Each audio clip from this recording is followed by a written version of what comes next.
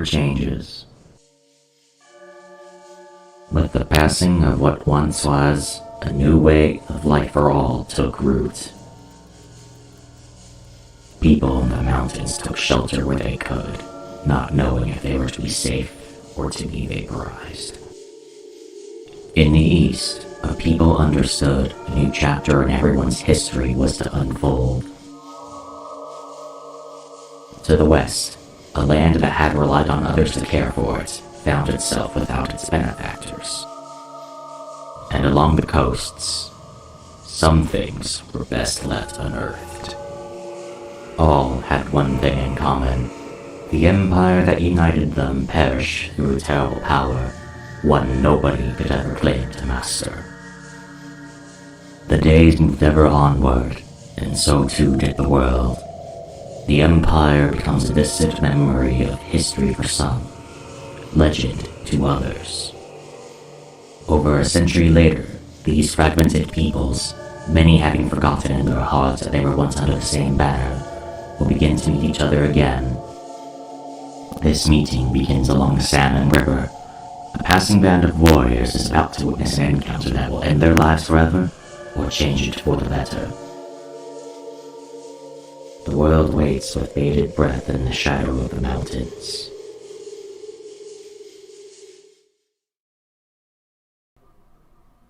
Hello everyone, welcome to Unlucky Rolls. I am Trisky, and this is the first session of Fallout Cascadian Storms, a game set using the Fallout Vaults and Deathclaws pen and paper system of fan-made Fallout tabletop RPG. I am joined by some nerds here, who a couple of whom you may have seen in other series on the channel, and our GM, who is brand new to the channel. So first off, we have Ken, my high school friend, who is playing. Hello. He is playing Brand Doom the Brink. What? Sorry, we're at time. We're already off to a great start. Yep. We tend to do that. I am sorry, my dad, I think two of our cats are fighting, so my dad just crashed the door open and tossed one of my cats in here and closed it as this happens. But oh boy. All right. Yeah, that's his intro. He is playing I am playing Brand Doom the Brink. And I'm not sure if I can really say much more than that. So let's let the story progress from here. Alongside him is the other voice you have heard, who is another regular of many of the Unlucky Rolls campaigns. It is Fluff, who is playing Jen O'Connor. Nice to meet you. I am playing as Sir Pendleton. And last but not least is our GM, Wagoo. Greetings, everybody. Thank you very much. One thing before we start up, I would like to very much thank my close friend Naimeen, who I feel bad because it was really last minute, but she did all of the art for the characters that you are currently seeing, so everyone please give her a bit of thanks. Thank you very much. Thank you. Kudos. I just love how Fluff's woo cut out way too prematurely. That was beautiful. All right, but with that in mind, we are going to hand over the keys to our GM to start us off, who made that lovely intro video, by the way. So, Wagoo, it's all on you. All things considered, everyone has had a better night. Brandoon is without a fire, sitting beneath a tree, and is only just getting roused by the sounds of something. What? Sir Pendleton, meanwhile, as usual, is stuck serving everyone as they drink their beers and shout like hooligans. As for Jen O'Connor, well, being tied up in ropes is a new one.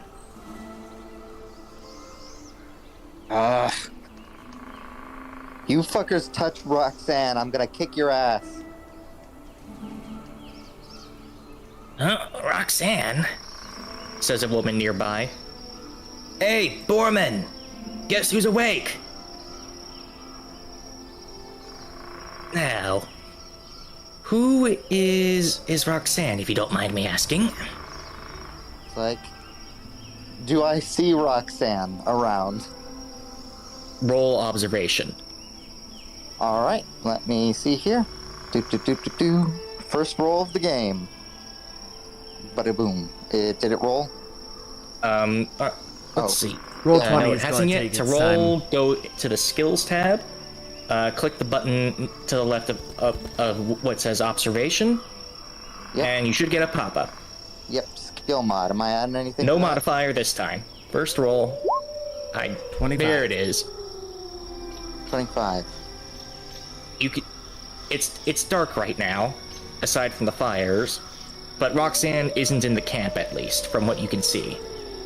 You also don't hear any dogs barking, though you do hear the sound of the occasional little wolf or coyote in the distance.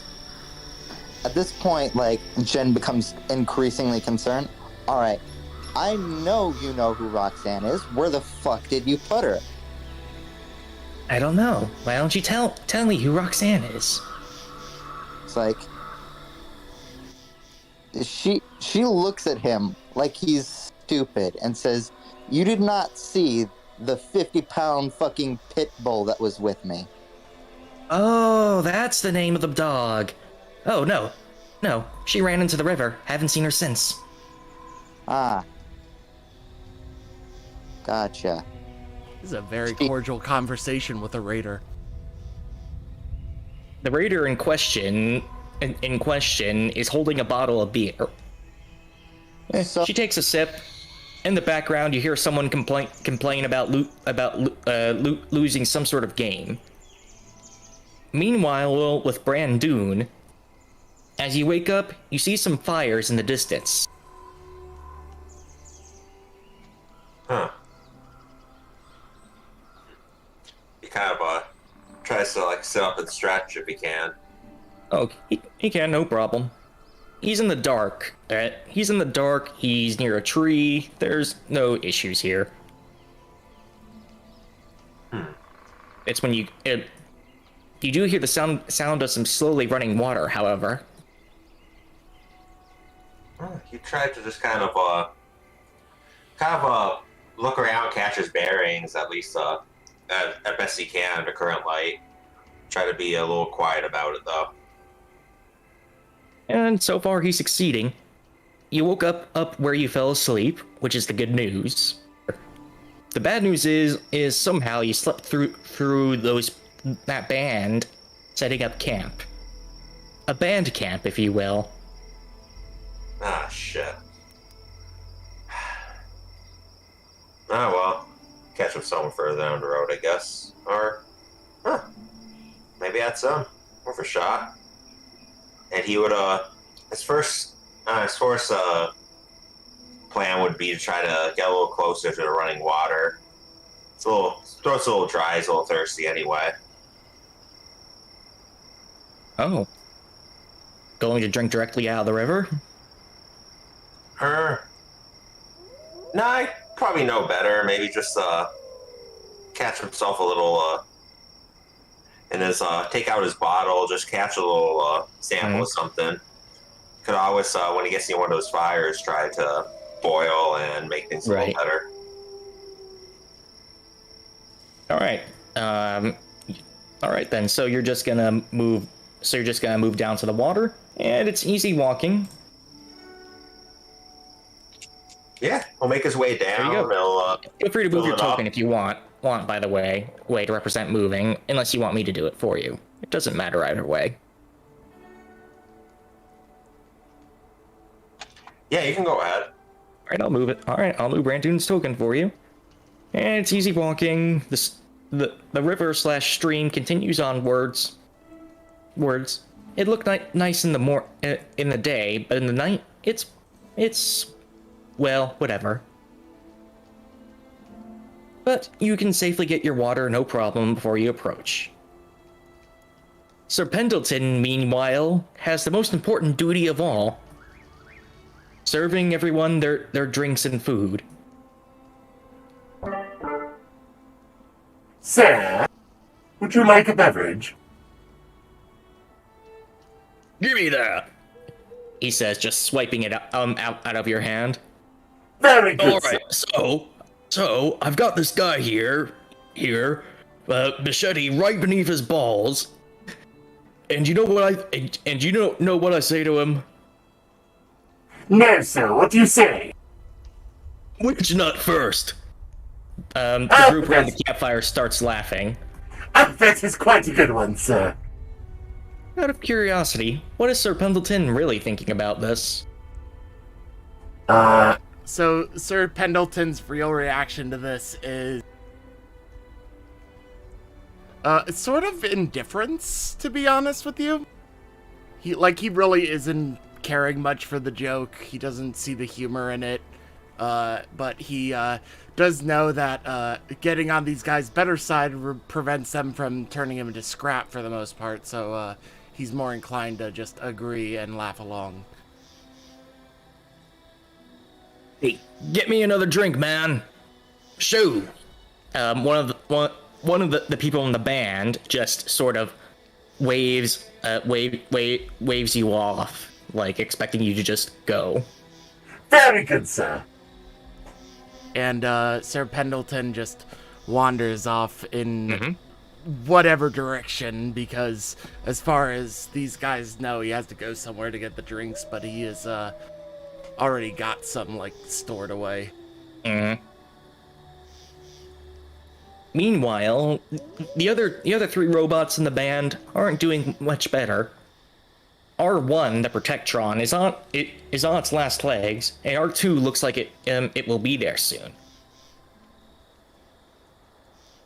But Lenny, well, Lenny can't see anymore, and that should tell you everything you need to know.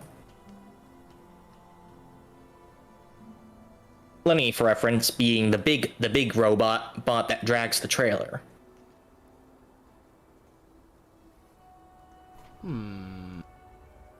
Anyone you want to talk to in particular? Lenny, how are you doing, sir?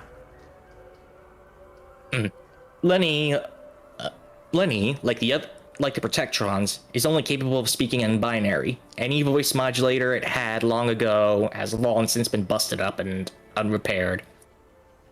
But Luckily, I do Lenny speak binary. Exactly. Lenny's asking if there's any raiders nearby, and whether it can escape again. Oh, you poor soul. I do not believe that there is any such opportunity at the moment. Lenny starts doing the binary equivalent of swearing like a sailor. Your language is as eloquent as ever, sir. After a brief pause, it calculates the time, and says that there's about 6 hours until sunrise. Midnight has just hit. The current date, August 9th, 2179.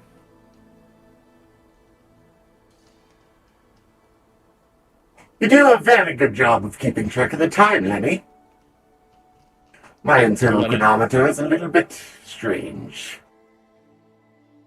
Lenny, for its part, comments that all that it can do now is pull stuff for others and keep track of time. It really doesn't know when it'll deactivate. At this point, it really doesn't care. I will say this. The Protectrons offer very bland conversation. Lenny, a little more so, but still not all that interesting. It is still very much a pleasure to speak with other robotics, especially, I do believe the Protectrons and Mr. Handy were both manufactured by the same one, right? Roll lore. Alright.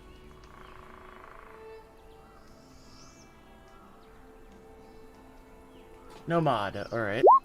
Yeah, no mod. And you passed. Very well. Yes, they do share a manufacturer, per se. The Mr. Handy line was created by a joint venture between Robco and General Atomics International. The Protectrons were all Robco, however. Still close enough.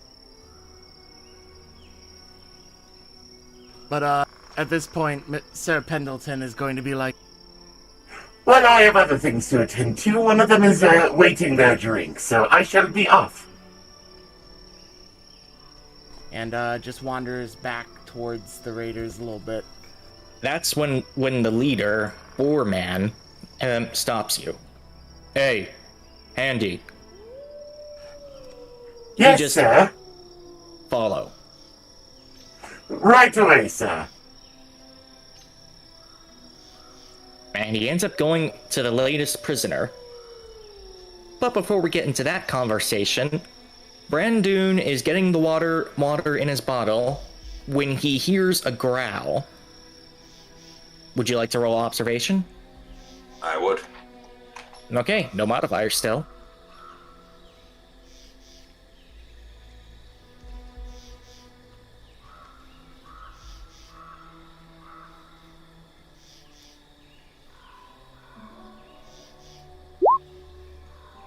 Ooh, you do not know where that growl is coming from. Yeah, Or what's making it. he does Could be a stiffen a wolf. bit. Could be a bear. Yeah, he does stiffen a bit. Finish up his water gathering and just kind of. I should mention that the water is weightable. It is weightable. It only goes up to your ankles. All right, he's He's not gonna really linger in there. He's gonna just like move himself up a little bit, trying to keep an eye out as well as best he can, which may not be too good, but we'll see. All right. Is there? So he's just gonna stay there?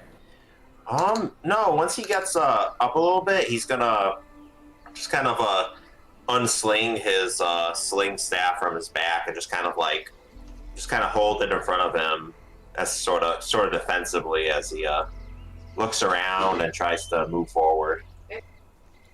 And what direction would forward be in terms of the map? To the west, north, northwest? No, just straight up. Okay, north then.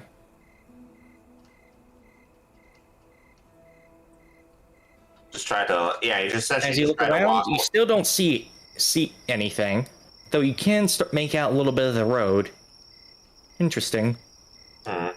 He would once he can see some road, he'd start making his way over there. All right. Go ahead and move. Is there a limit or just move? No limit. Just move however far you wish to. All right. That being said, that right as you step onto the road, you hear the growling again, and it's much closer. Ah, boy. That's when you notice in the pale moonlight a very large pit bull. Ooh, hey, buddy. Starts to kind of like turn his way around. Stick still held wide in front of him, just trying to be all smiles. That's when the pit bull turns around and sees you, and then it stops growling. All right, just stopping by for a drink. What's up? You got a human buddy near here? You just chilling?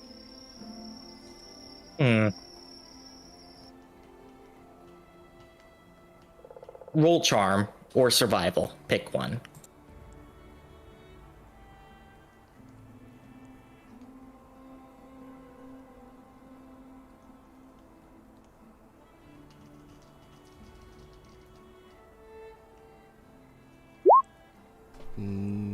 Oh, joy.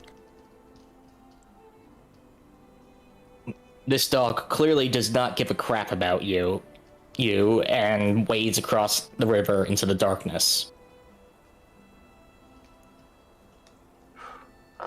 Hey, Happy trails, friend.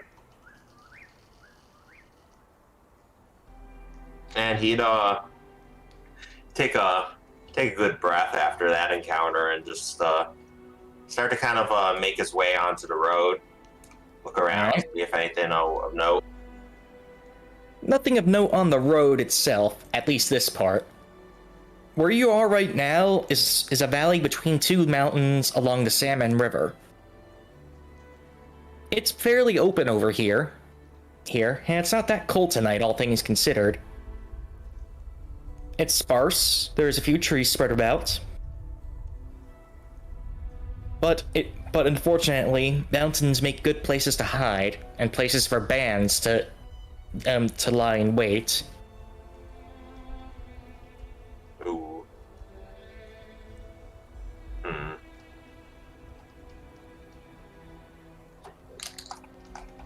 What would if it's available to him, what would things look like more over here?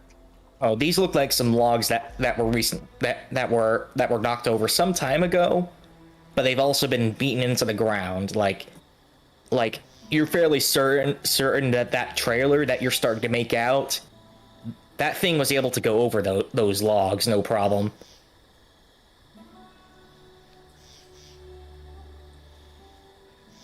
That being said, who knows how long ago that these logs were put down? And so, this band I came to see, but sadly missed. What was the scene like when I fell asleep? There was nobody here.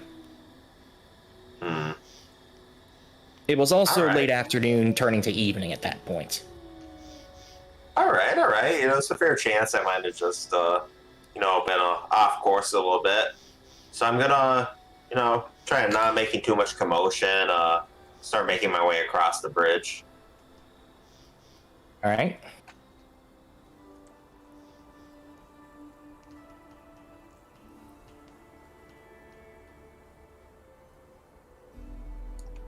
In the meantime, as you're crossing the bridge, and let me just reveal what you're seeing over here. It's been so long that trees are starting to grow in these roads.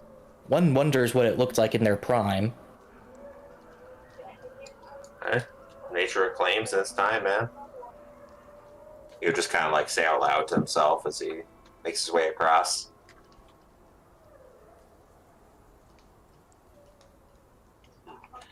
And you probably stop to take it in for a few moments. If there's not too much, there's not much to. If he doesn't see any signs of anything going on over here, he'd probably try to make his way over more to the side of this trailer and just kind of take a look at what seems to be going on by the fire. All right. These men are armed, is the first thing you noticed. They're all carrying some sort of weapon on them. The other thing you notice is that they're drinking heavily. You're seeing bottles near the fires, and you're fairly certain you hear somewhere in the darkness someone retching. Like the exact horrible situation where you need a friend to hold your hair back. But I don't hear any music, do I? No one's playing any music. That being said, the retching sounds like it's coming back from the river. Huh. Right. Got a little party going.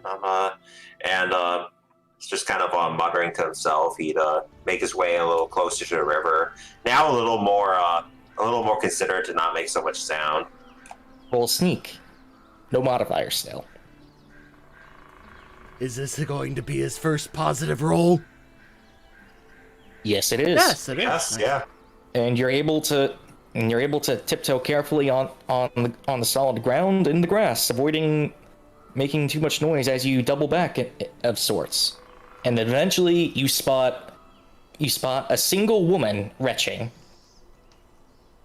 That's the last time I drink that hooch. Oh, who am I kidding? I'm gonna have more next week.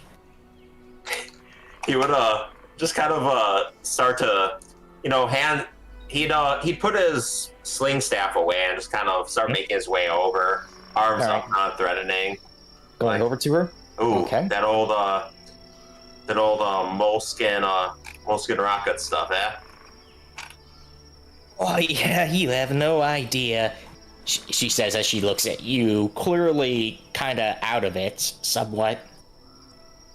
I swear, I tell myself I won't have that stuff, and then someone brings it out, and I have it just so I get along with everyone for a few minutes.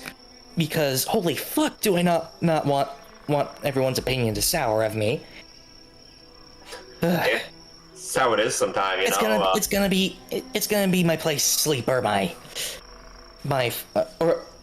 or my brain, whichever first. Which one are you again?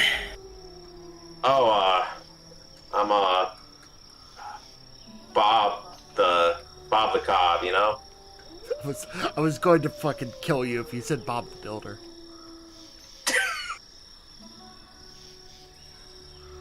I'm just gonna roll something quickly. Note that this roll is at a modifier of -2. Oh, okay, Bob. Think you can keep this quiet a bit? Cause holy shit. Quiet as a Dusker Abbey, you know. Just the cruise. Everyone's gotta let it out. You gotta do what you do to blend in, you know. I swear, you're not normally this nice. A little bit of partying, a good night like this, it does things to the guy. Whatever. Mind helping me get back to the camp? I kinda don't want to seem like I'm stumbling. Yeah. All right. You'd offer a shoulder. Oh, she just takes it. This is a lady who looks like she just needs it right now. All right, cool. Hey, which spot you hanging out? Oh, you can see the tent, right? Campfire should be illuminating it. Oh, yeah.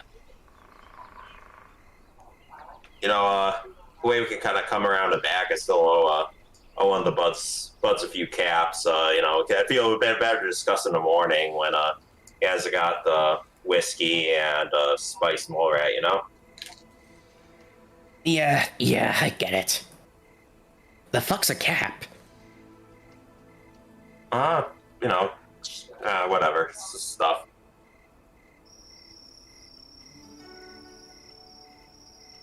And thus you slowly begin to walk her back. Though, how are you doing this, I wonder? He would try to kind of, he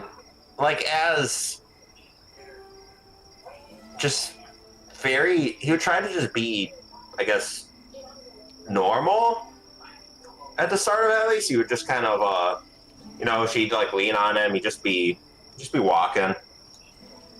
Try not to, do anything, really, flashy that would get attention, but also not trying to be so blatantly sneaky either. Okay. This is more social stealth is what you're getting at? Yeah, essentially. Before we get into how that turns out, let's turn back to a certain conversation at hand. The large, muscular man steps up to the ghoul, and then kneels down to look at her. Nice hat. Yeah, thanks. Part of the uniform. After a moment, he reaches out with his left hand and just takes it off you and puts it on. Oh, gee, aren't you nice? Hey, I've been looking for a hat. Feels better that way. Ah, good for you. Hope the fucking spindlers get you. Spindler? Yeah, you didn't realize what I was doing when I was coming down here? I was tracking a band of spindlers. They're coming right down this way. I'm going to need you to roll something, pick a conversation skill. If you don't have one in particular, I'll let you roll charisma. Huh. I don't have any, like, tagged. No. Alright. I'll let you roll charisma then. Alright. No modifier. Bada booey. Bada boom. Baba Booey. You're telling me that there's fucking spindlers, like a pack of them or whatever, they came this far south. That's why I was on the road tracking them. How far down the road am I from where I was? We only found you a few miles north. Well, those fuckers are fast. I'd suggest getting a move on. Strongjaw. Go ahead and make sure everyone stops drinking for the night, will you, miss? What turns out to have been a woman instead of a man nods before walking off. That chin really must confuse people sometimes. Yeah, well, another thing, there's a lot of other civilizations around here. You wouldn't be so kind as to let me out so I can warm them too, would you? Nah, I think I'd rather do it. Yeah, I figured. And I don't suppose I'm getting my hat back either. Well, you might. Mm-hmm. Listen here. What's your name, ma'am? Jen O'Connor. Well, Jen, you have to understand, when a stranger and a big dangerous dog who looks like they could handle way more than they should, wanders through your territory, you take preventative measures. That's what this all is. He gestures around. Preventative measures. I'd rather this had been an introduction than you putting a bullet through one of my men's heads. Is that fair? Yeah, I got the same talk from the Blackfoot. Difference is they didn't tie me the fuck up. Blackfoot? Who are those? Blackfoot, up north. Natives. What do you mean by natives? The Blackfoot Confederacy. Oh, fuck. I guess you don't know what natives are. It's been a few decades at least, so... just know that there are people who've been here around longer than I have, for the most part, at least. Their civilization, at least. And they're pretty big. I wouldn't suggest messing with them. I'll keep that in mind. They're Still, up mountain ridge. So, you're saying you're coming south for the spindlers? That's my job, tracking spindlers, making sure they don't destroy civilizations again. That's just it. It's your job. So, who are you doing this for? Do I have to do it for anybody? I've already got enough supplies up at my camp to survive and live pretty comfortably. Figured I'd just do it. Don't want to see any more civilizations destroyed. Although I guess that's the opposite for you, isn't it? He goes over to the bag near you and starts pulling out your stuff. In terms of supplies, you certainly do have quality. I like the rifle. Rifle? I don't have a fucking rifle. Did someone else have a rifle? Maybe this was from another conquest. Yeah. Wait a minute, let me... Yeah, you wouldn't have condoms, I think. This is the wrong bag. Give me a bit while I found your stuff. Pendleton. Pendleton? Watch the prisoner. He gives a nod to the robot before he goes into the tent. Hey, buddy, how you doing?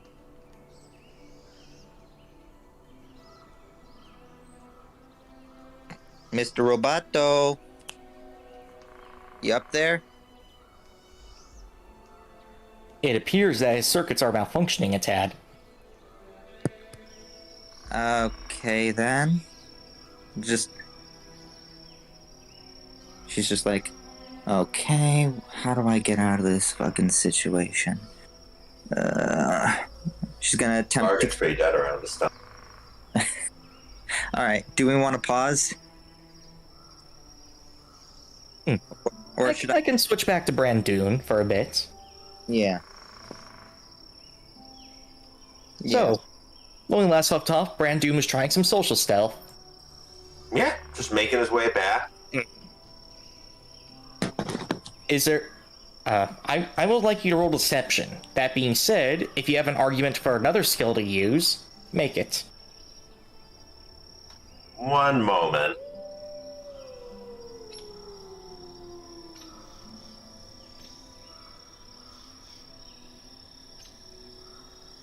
Recharge. I think I figured it out. I was trying to get a certain thing to stop doing what it wanted to do. And now I'm good. Can y'all hear me? Yes, we hear you loud and clear. Alright. I had this audio effect going off in the background whenever I turned on or off the voice mod. Like so, And so I was trying to mute it and fucked up. So that's my fault. And the king of technical difficulties. The whole entire time I was trying to be like, sir, may I interrupt you a moment? I have to go back to the campfire and one of them is missing a drink. What am I doing here? And I couldn't say anything. I see. My apologies. Well, No, it's not your fault that my mic was muted. Told you to do, yes? Yep. So, I am watching the... So Pendleton, sort of, like, floats up to, the as of yet unknown ghoul and is just like, greetings, I am Sir Pendleton. I will be your ward for the evening. Jen O'Connor, nice to meet. I'd say it's nice to meet you, but that'd be a very big lie. Oh, but it certainly is a pleasure for me to meet you. I always enjoy meeting new people. Yeah, I suppose it is pretty nice from your perspective.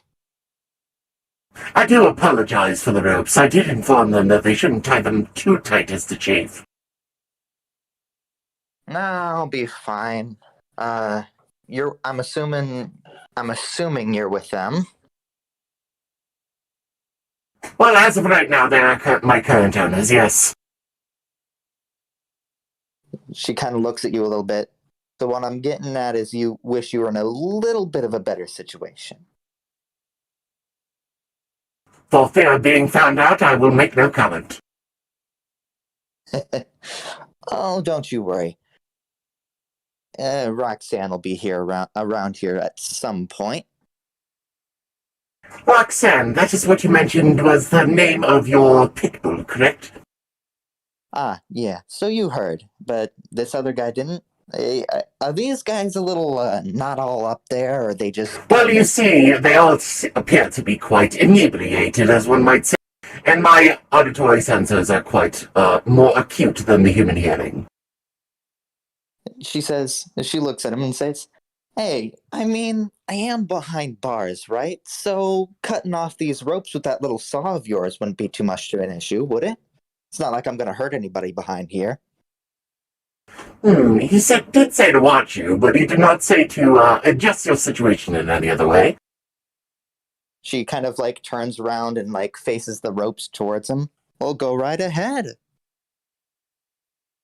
I do not believe you would wish me to do that with this, he says as he revs up his buzzsaw, and basically the picture of him trying to very precisely cut rope with a very deadly weapon is probably not a good idea.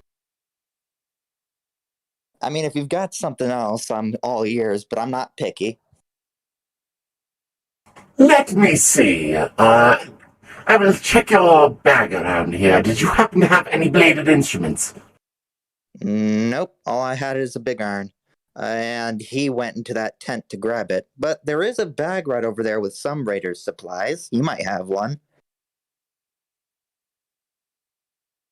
I shall inquire with the other robot. Oh, wait a moment. I have been ordered to watch you. I cannot leave too far. Oh, this is quite a predicament. Well, there's a bag of some other raider supplies right over there that he was snooping through. There might be something in there. I don't think they would mind if you looked, right? You're just checking inventory. Yes, but my task was not relayed to be checking inventory. My task was relayed to be watching you. And while I do not necessarily, I am not necessarily for or against my current circumstances. He says out loud, sort of just to make it obvious, even though he really shouldn't be. I would be remiss to avoid following the orders I have been given at the moment for various reasons. Alright, well, Buzzsaw does it then. Just try not to cut off my fucking hand. I need that. Very good, ma'am. Who would like to roll luck? Let me see. Considering I'm a ghoul, I have pretty good luck. My luck is only 3, so I would recommend that you do that. Alright, let me do that then. Here. Baba Booey. Oh, hold on. Probably. Alright. Let's see how Jen O'Connor's luck holds against Pendleton's bad luck. And the answer is, it holds. You don't get yourself hands cut up even further than they already are. You are now free. Sweet. She says, and then she kind of reaches over the bag and tries to pull a handgun out, or a handgun or the rifle. It takes a moment to search through. I do believe the insinuation was that I should not let you get armed. It's like, he looks up at him. It's like, she looks up at him and goes, I'm just checking supplies. Like, you can't do it, so shouldn't I? That is a very fair. I'm a little bit confused at this. Just give me a moment. Sir Pendleton just looks away. She smiles at this and then continues to take out the rifle and just kind of hide it in the corner of the cell. You're not in a cell. You're out in the open. Oh, Yeah, you were just in ropes on the ground. Oh, I see. Well, Anywho. I'm going to take this rifle and I'm going to Okay, hold on 1 second. Are you going to do as Chuckles in the chat mentioned, cast gun? Before you do, however, Yeah. I will personally DM you the stats for what you just acquired. The 22 rifle. Please note that you have that. Please note that you only have one magazine of ammunition already loaded. She just looks at it and it's like, it's a piece of shit, but it'll do. Are you going to start moving? She's like, well, she's going to go into the tent the other guy was going into to check inventory and kind of try to peek in and see if anyone else is in there. Roll perception. All right. My perception's pretty good, but right now it's less than it would be because I don't have my fucking hat. All right. Bada booey. Baba Booey. 7. You don't. It's only one person in the tent right now, 4 men. But you also notice something else right under the shade of the tree. Over here, to the southeast. I'm on a cell phone. I cannot see the map. Yeah, so you see the vague shape of a canine creature. It's like, she smiles very wide at this and says, and just very carefully goes up and just puts the 22 right to the foreman's head and says, looks like you're surrounded. Fuck her. It was that robot, wasn't it? Sir, you said to watch her. I am watching her. And it looks like Roxanne's almost on her way. Your call. As she takes back the hat and puts it on. You realize that you're not getting out of this alive if you try this, right? Yeah, that's why we're leaving. That's why I haven't shot you yet. She does make a striking point, sir. That's why we're going to talk this out very nicely. If we don't talk this out very nicely, neither of us are going to make it out of this. Mutually assured destruction. That sounds fucking stupid. But go on. Yeah, well, it was, and it's how we're in this situation now. Sir, if you worry too much about semantics, you'll get into a situation like I am right now. Either way, let's Can you go talk get about... Strongjaw, Pendleton? Come again, sir. Get Strongjaw. Oh, but of course, sir. Does that override the previous order to watch her? Yes. Very good, sir. Pendleton starts going off and going to get Strongjaw. Like, okay, well, listen here. First things first, we're gonna talk this out. I don't know, I think I saw that Strongjaw person. I guarantee she isn't as good as a shot as I am. Second off, we're going to negotiate my release. I don't need to worry about you guys. You can go ravage the wastelands all you want. As long as I'm keeping people from being literally killed by giant spiders, I'll be just fine.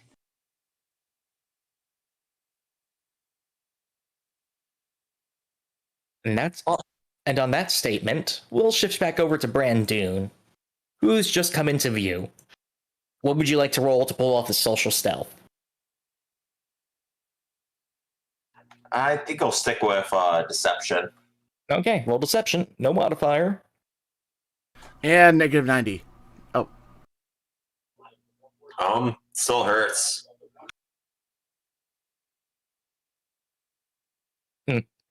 Hey, Ghislaine, who's your boy toy? Wait, who's your boy toy? The entire campfire over here is now looking at you. You, including a red-headed woman with a very big chin. He just kind of he tries to hide his fear behind a big grin and just like Bob the Cobb, man, and just tries to keep heading towards that tent. Madam, I have a request for you.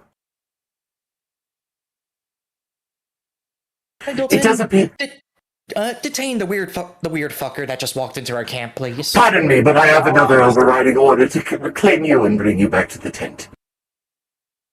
You can do that first.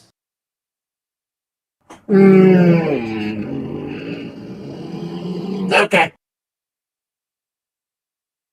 Intimidation roll successful.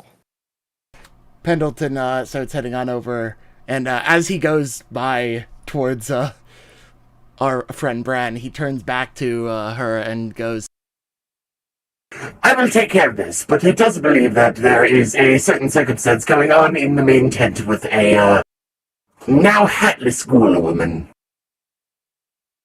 Son of a bitch. She goes over to the chest, reaching through it for something. Very good, ma'am. Now, excuse me. Who are you? Oh, hey, I'm they call me Bob the Cobb. I was roaming around, was gonna see out of character. Would he know the name of the band he wanted to see? I assume. He would. They were known as Old Martys. Oh, Bob the Cobb was following the old Martys around, and hey, I talked a bit with Ghislaine here. Been hanging out, and just escorting her back to her tent. So you go by Robo Dude. Could I roll a lore to see if I know what he's talking about as well? Go ahead. Still no modifier, because first session, keeping things easy. 44. And yes, and yes, old Marty's band is indeed a thing. He's telling the truth. It's worth knowing last week, however, you got that this Borman's crew got into a gunfight with them. Sir, it does appear that you are going to attempt to meet with a adversary of our current band. Oh. Hey, their beef's not mine. I just, been talking to Ghislaine, having a good night. We're just headed back, and then I'll, if you guys want me to just boil up some water, really dry, just, have a little drink, maybe a little snack. If you guys still got some food, I'm just I do not believe that is on the repertoire, sir. I've been told to apprehend you. Ah, shit. Is apprehend, apprehend? You're not gonna, saw me in half or anything? It is as the word describes, yes.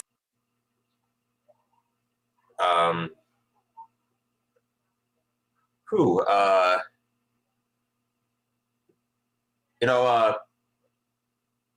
can we get, Ghislaine back their place first? I don't want to, we're just chilling. You can go lie down in the trailer. Thanks, Bob. All right, yeah. I'll put a good word for you. Trust me. No matter what happens, you'll be fine. Once I get over the hangover, anyways. Cool. Have a good night. You. Make sure to ask Lenny for some water. Oh, that'd be cool. Ugh. And she just gets into the trailer, and you hear the sound of someone plopping onto some metal flooring. Not even. Oh, she missed the mattress again. Huh? It takes big getting used to, every time you get, they used to, before all this, they had solid houses. They had, machines that could regulate the temperature, and, I guess they even, Dear Lord, I've heard of such rumors. And by that I mean I was there.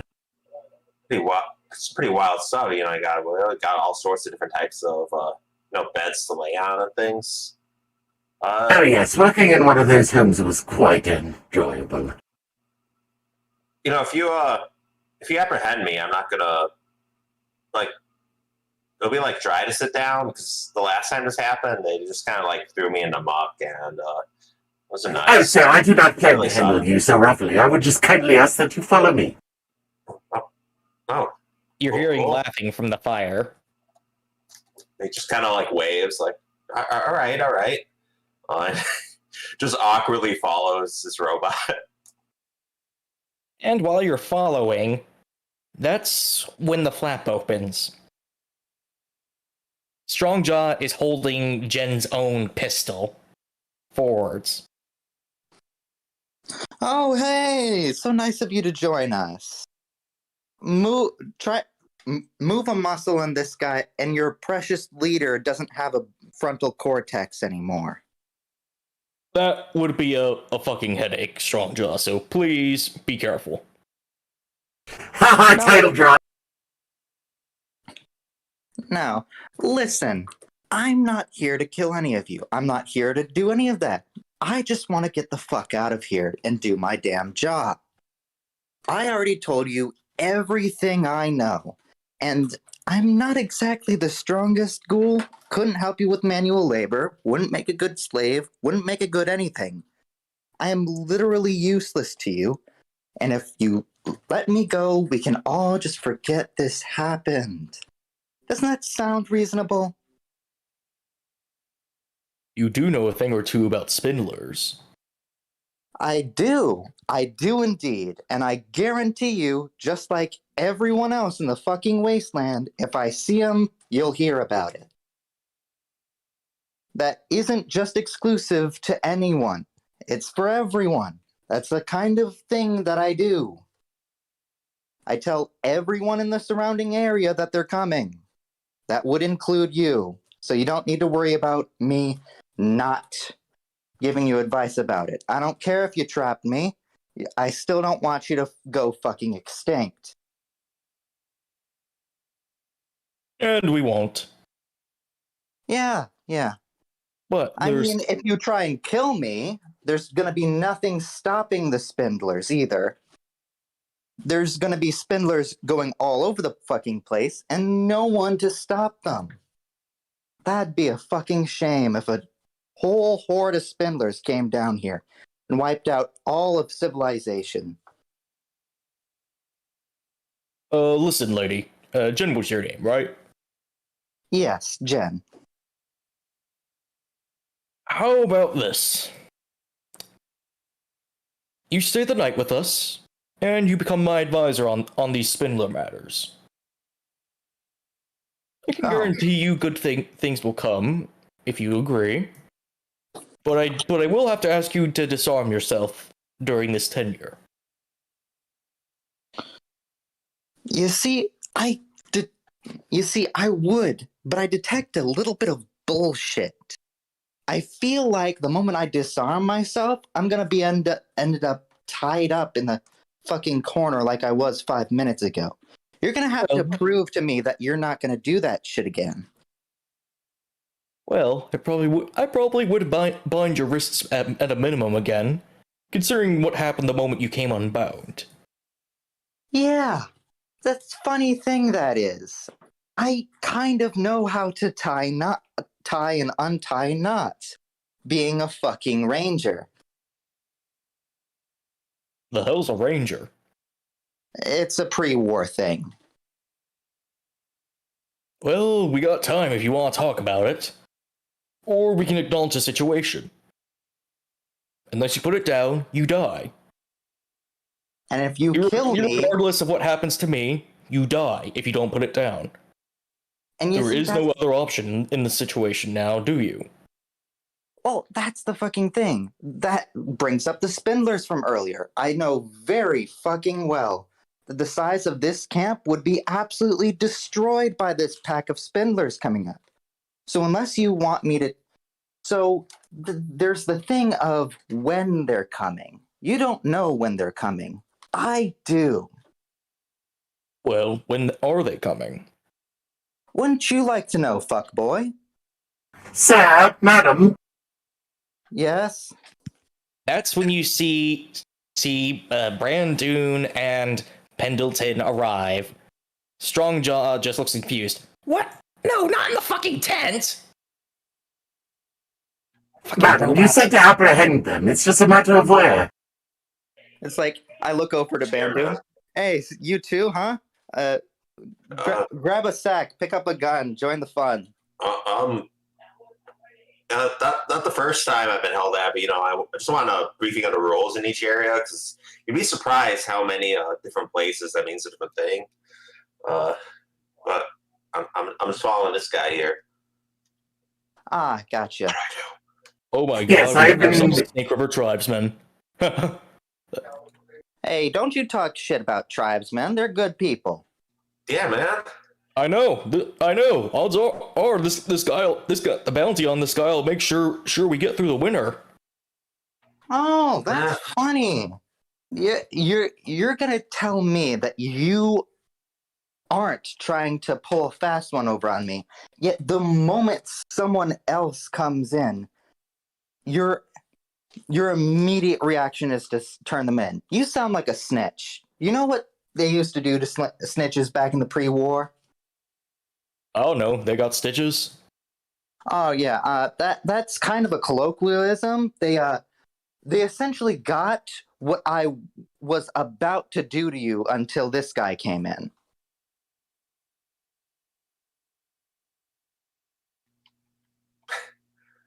Hey, Bob the Cops, peacemaker. Yeah. Sir, do you have any additional orders, or can I get back to delivering drinks? Does it look like the drinks are important right now? I don't know. I think drinks are pretty fucking important. Why don't you go grab some? We'll need a drink. Right away, then. Thank you. No, don't do that. Right away, sir. Robot. Sir, I am not named a robot. Do have a title, you know. Robot, he says with even more authority this time. I don't know. I think I'd listen to Sir Pendleton here. You're not exactly in a place to negotiate with fucking anyone. Oh, but I am. Because if you don't, you all die. Yeah. It's like, has Roxanne gotten up to the tent at this point? Like, kind of like seen what's going on and gone around the back? Not quite. That being said, you do currently suddenly hear the cries of someone briefly before it goes out. What was that? Oh, you remember that dog Roxanne I was talking about? I mean, I can call her off right now if you want. Yes, the pit bull. Do it. Okay, well, we're gonna need a little bit of negotiating power in return here. So, Go ahead, how don't, about... please. Okay, I will, but looking back at Strongjaw, but you drop your gun. That's mine. She drops it immediately. Just lets go, lets it fall down. Roxanne! I can't whistle, so...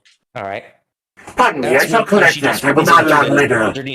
That's when Roxanne runs in underneath the flap right to her side. On the other side of the tent, you hear the sound of someone crying in sheer pain.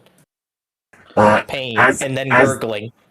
As the pistol drops, Sir Pendleton is going to be like, I do not appreciate the littering. Let me pick that up real quick. And just reaches down and grabs it with his third arm.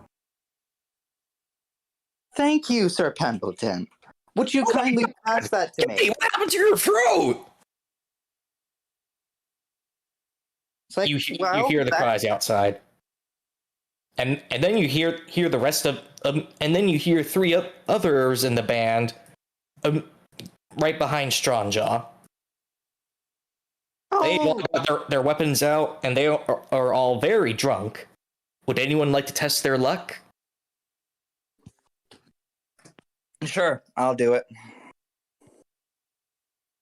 All right, roll luck. Bada-booey. Bada-boom. 6.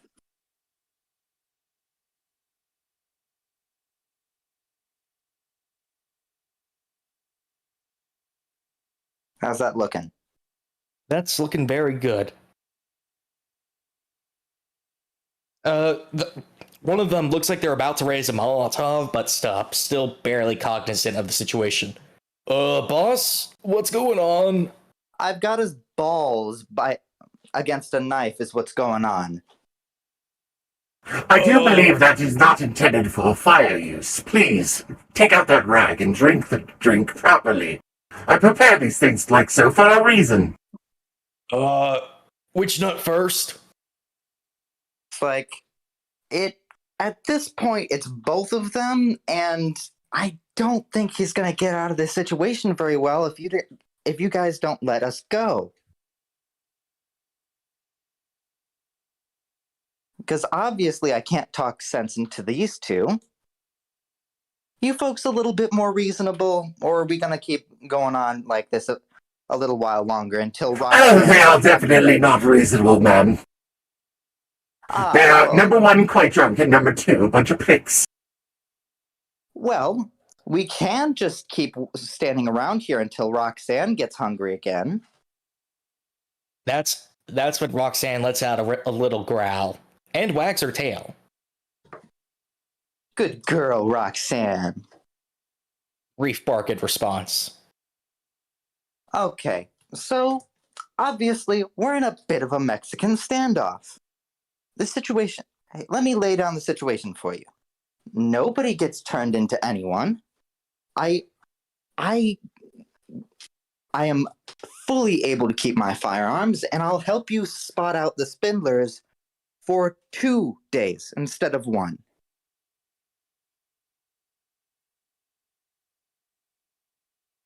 We let you walk around camp.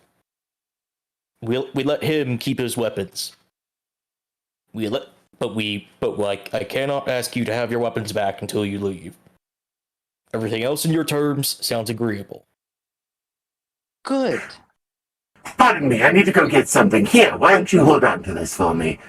Sir Pendleton just drops the pistol in Brandoon's hands and starts gliding off towards where he's been preparing the drinks. Be careful with that too one, good for you. Brandon. That's my baby. Oh yeah, okay. On one of these, I'll keep it nice and safe. See, he doesn't actually like take it in like a ready grip or anything. He just has it in his two hands. Like, yeah, no, it's good. Keep it nice and safe. Buddy, that's how you blow your wrist off. Hey, no, it's the trigger thing that makes the boom. I'm not touching it. It's just here.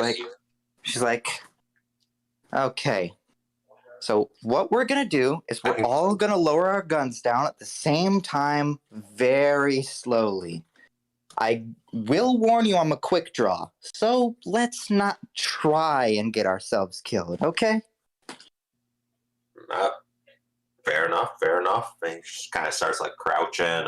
He's just kind of like on his open two hands. Just No, you're as per agreement. You keep yours. Just the rest of us are dropping our guns for a moment. all right. I'll just here. All right. She slowly starts to lower her gun. Would anyone here like a ramen Nuka-Cola, minus the rum? I'd love one, thank you. Getting thirsty. Oh, excellent.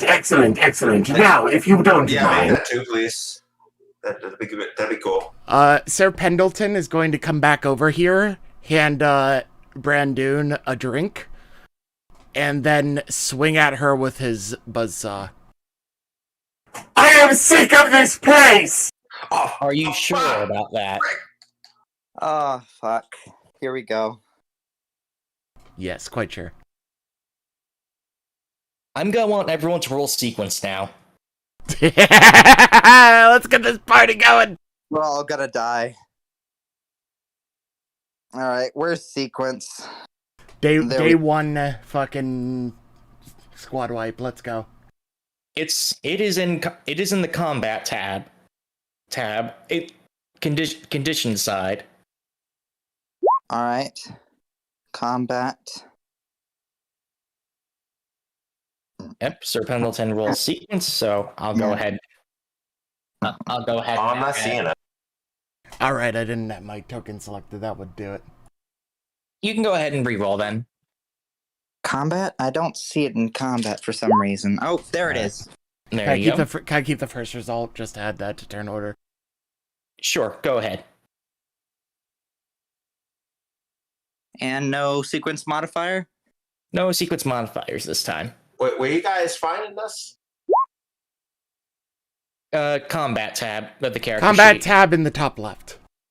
I got a 9. There we go. There we go. Ooh, 9. You didn't have your token selected. Yeah. Neither of you did. Yeah, I can't really, because... Oh, right. 'cause Yeah, you're on phone. mobile. Just manually right-click token and add turn. I'll add it in. There's not a token on the tone. Okay, there we There, go. got it. Oh, Got alright. it. Let's That's change much better. Let's change that back to 9. Oh. No. I was like, And- yeah, I like the 21. Oh. And I will go ahead and roll and now roll the other two. Oh, and don't forget Roxanne. Of course.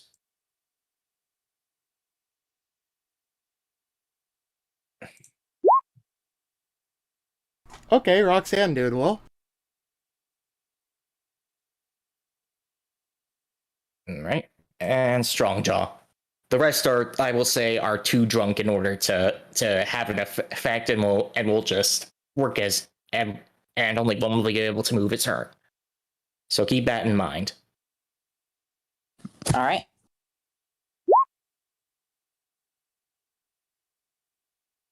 All right, and Raider. There we go. There we go. And that just leaves Roxanne. All right. Should I roll her or? If you can. No, I'll do it actually. All right. Thank you.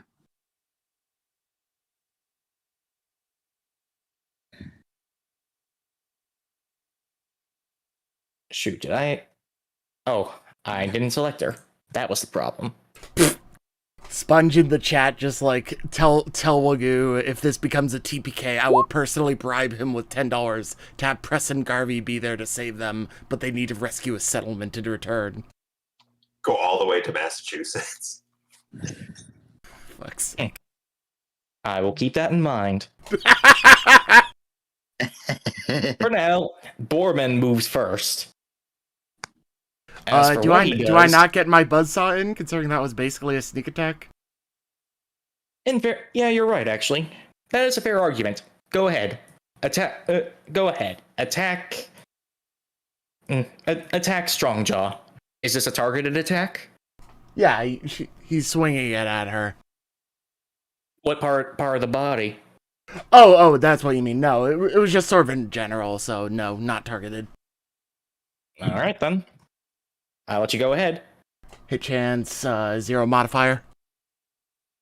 Yeah, 0 modifier because it's a sneak attack.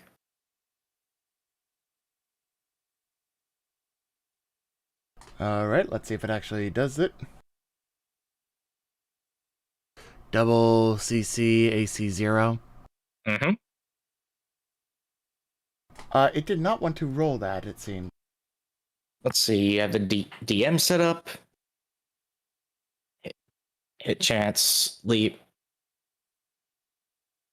Input values, hit chance, submit. Crit bonus. 10. Let's try that. Oh, you never put... Oh, come on, man. You never even put your damage values. Oh. Well, excuse me, you helped me make the character sheet. Alright. Well, I've got it. Hold on. You can't immediately go, hey, you didn't fill out your character sheet. Well, you were helping me. Well, Nice. there's the problem. I got it. Alright, well, there's the problem. I got it. All right. There we go. Okay. Now it's doing it. And... Ooh. Oh, it sucks so much that my melee skill is awful. Yeah, you miss. Swing and a miss. All right then. And on that terrible disappointment, it's time to go over to Borman, who sees that, hears this yelling, and immediately is going to make a move to attack Jen. Oh, What kind of move? Chuckles mentions that those values got deleted in a sheet change on Roll20, and that actually must have just not been re-added. So I guess we did do that, and it undid. That's fine. That was odd. I swore I added that at one point. That must have happened in the interim. Anywho. Mm-hmm. Anyways, what this guy is going to do is immediately turn towards Jen and immediately attempt to uppercut her with a special move. Okay. This special move does a base DM of 1.2 and means it has an armor class of -20, all at the cost of 3 AP. Alrighty. What this translates to it is pain, basically. I would assume so. I mean, that's the usual goal of most combat attacks. Mm-hmm.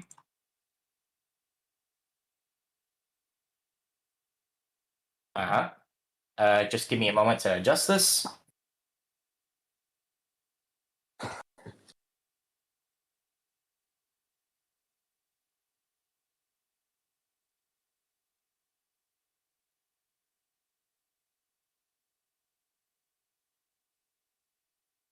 Armed. Alright, and what's Jen's armor class? Let me see. Her armor class. Where would I see that? In your character sheet, combat. Total AC is it is 21? Can't be right. Alright, well, it's agility plus your under armor plus your armor set. Yeah, 21. Okay, 21. Alright. that case, the hit chance is my. In that case, 21 is now. Oh.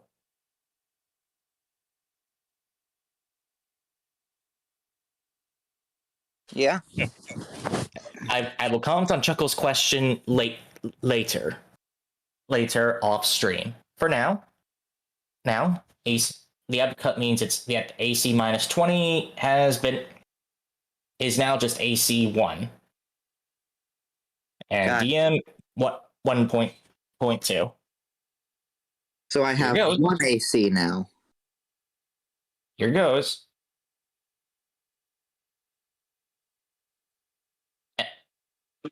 And that's 9 damage to you.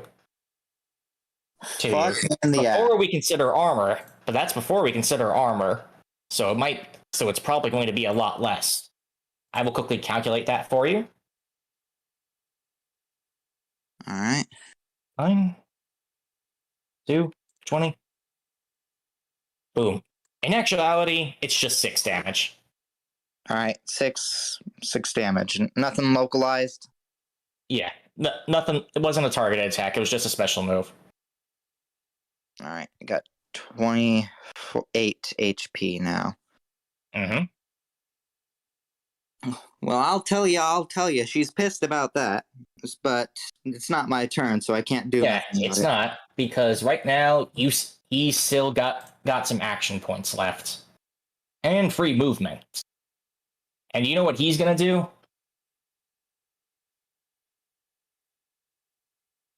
He's going to he is going to start running. Let's see. And for those, this is a good teachable moment actually to show running speeds. You can running a full-blown sprint means you can go 3 squares on a single action point. He's currently got 5 action points, so that's 1, 2, 3, 4, 5. He can get well off map. And with that uppercut, he starts yelling, "Run!" And now it's his turn. Why are they running? Oh. It's Brandoon's turn. What's he want to do? He wants his first instinct is to frickin' dive probably about over here. Hold up. We have one of the devs in the chat, actually, who is mentioning something again as well. Oh. Let me send it over to the Wagyu here. Because apparently attacks of opportunity are a part of the system. So she's gonna run right past Roxanne, I'm assuming. Yes. That is not gonna be fun for her. Well, you know what that means for Roxanne. Yep. What are you gonna have Roxanne do in particular? Relish the moment. All right, let me see here. Let me see what I got. What are my options? There's no weapons on Roxanne thing. How much would her bite do? Still, give me a moment. I'll pull up the damage for the attack. Okay, damage is 2d4 plus 5. 5, and then adds on 1d6 true damage. Okay, she'll do that then. I can't really roll it from here. Something's like that for me. Unless you'd like to use a special move to grapple. Sure. All right. Okay. Oops, that's the wrong tab. Light. Normal. 5. All right. Is there a particular special move you'd like to use? I don't really. Or would you like me to pick an appropriate one? Pick an appropriate one. All right.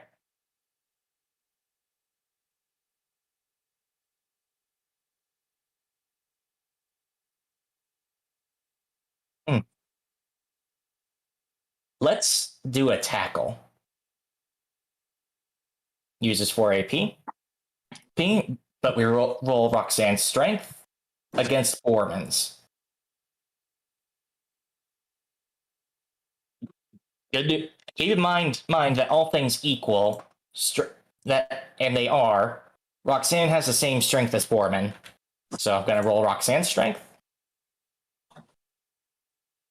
And I'm going to roll Borman's strength.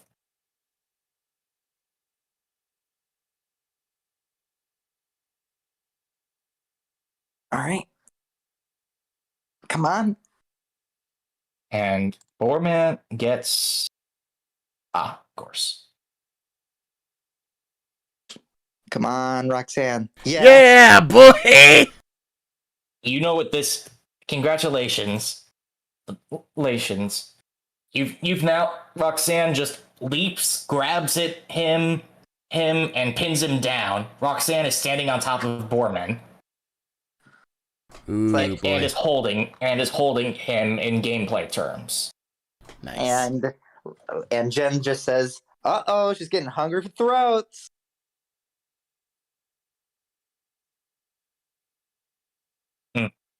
Would you like to continue or stop combat to see what happens next? Is there an Are people going to actually stop shooting if we stop combat for a moment? Do you want to take that risk? I mean, Jen's still got her gun up, so... Mm-hmm. To be fair, the one who provoked combat was me. Yeah, so you'd have to stop combat, and I don't think he's stopping combat anytime soon. All right, then.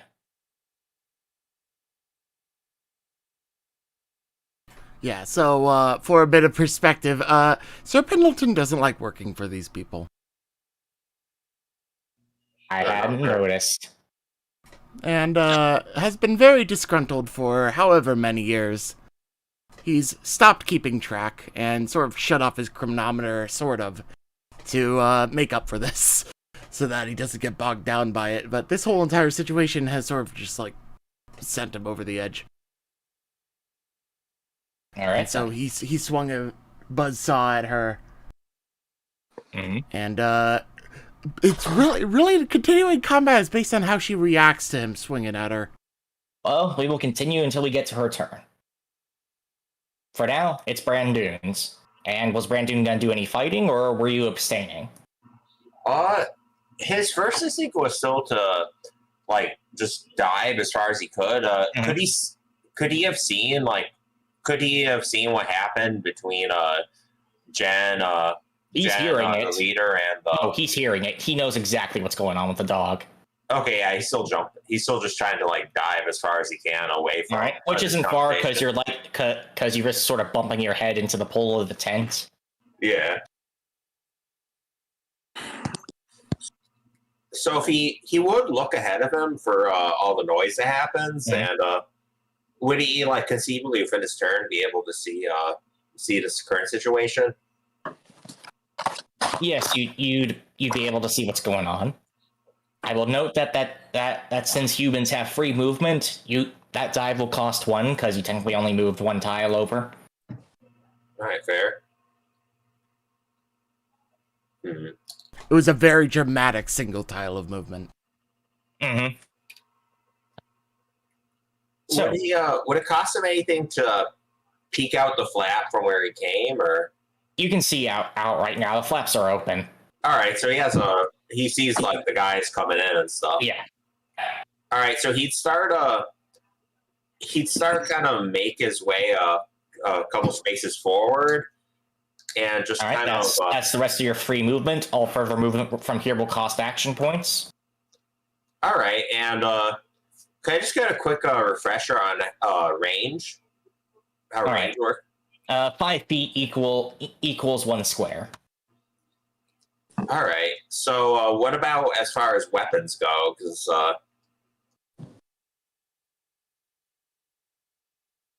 as far as your weapon goes. Oh, right, because it got wiped out. Oh, the range is still there at 75. 5. As far as your weapon goes, you can hit anything in the tent, anything at 75 feet. You've got a lot.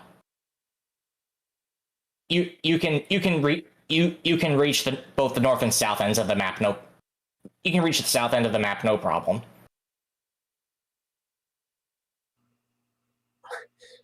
So, if he were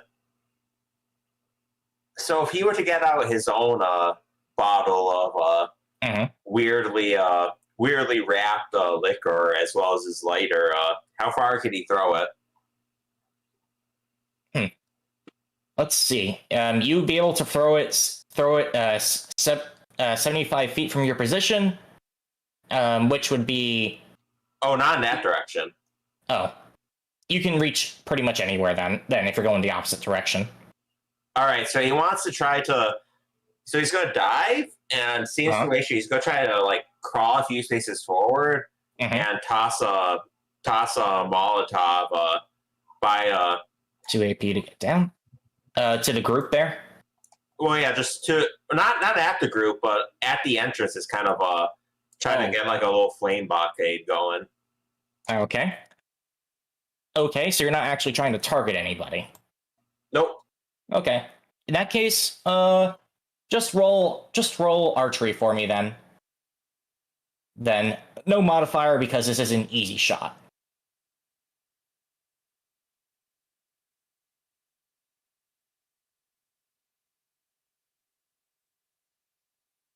All right.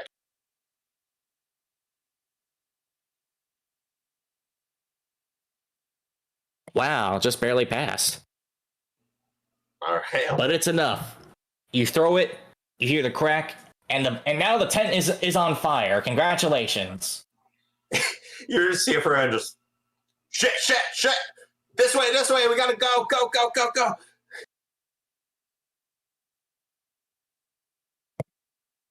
Whoa! That was 3 to throw it. And two for you to get to crouch down to throw it.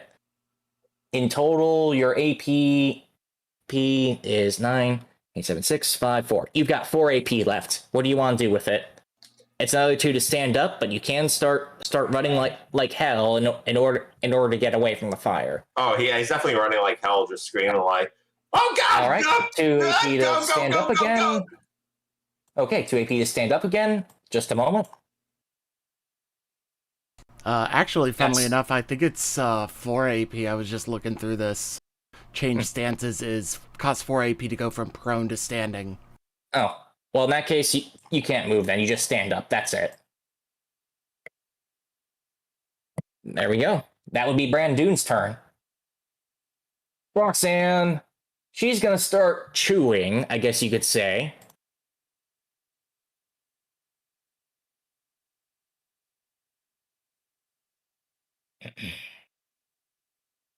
All right. And since well, guess who's down right now?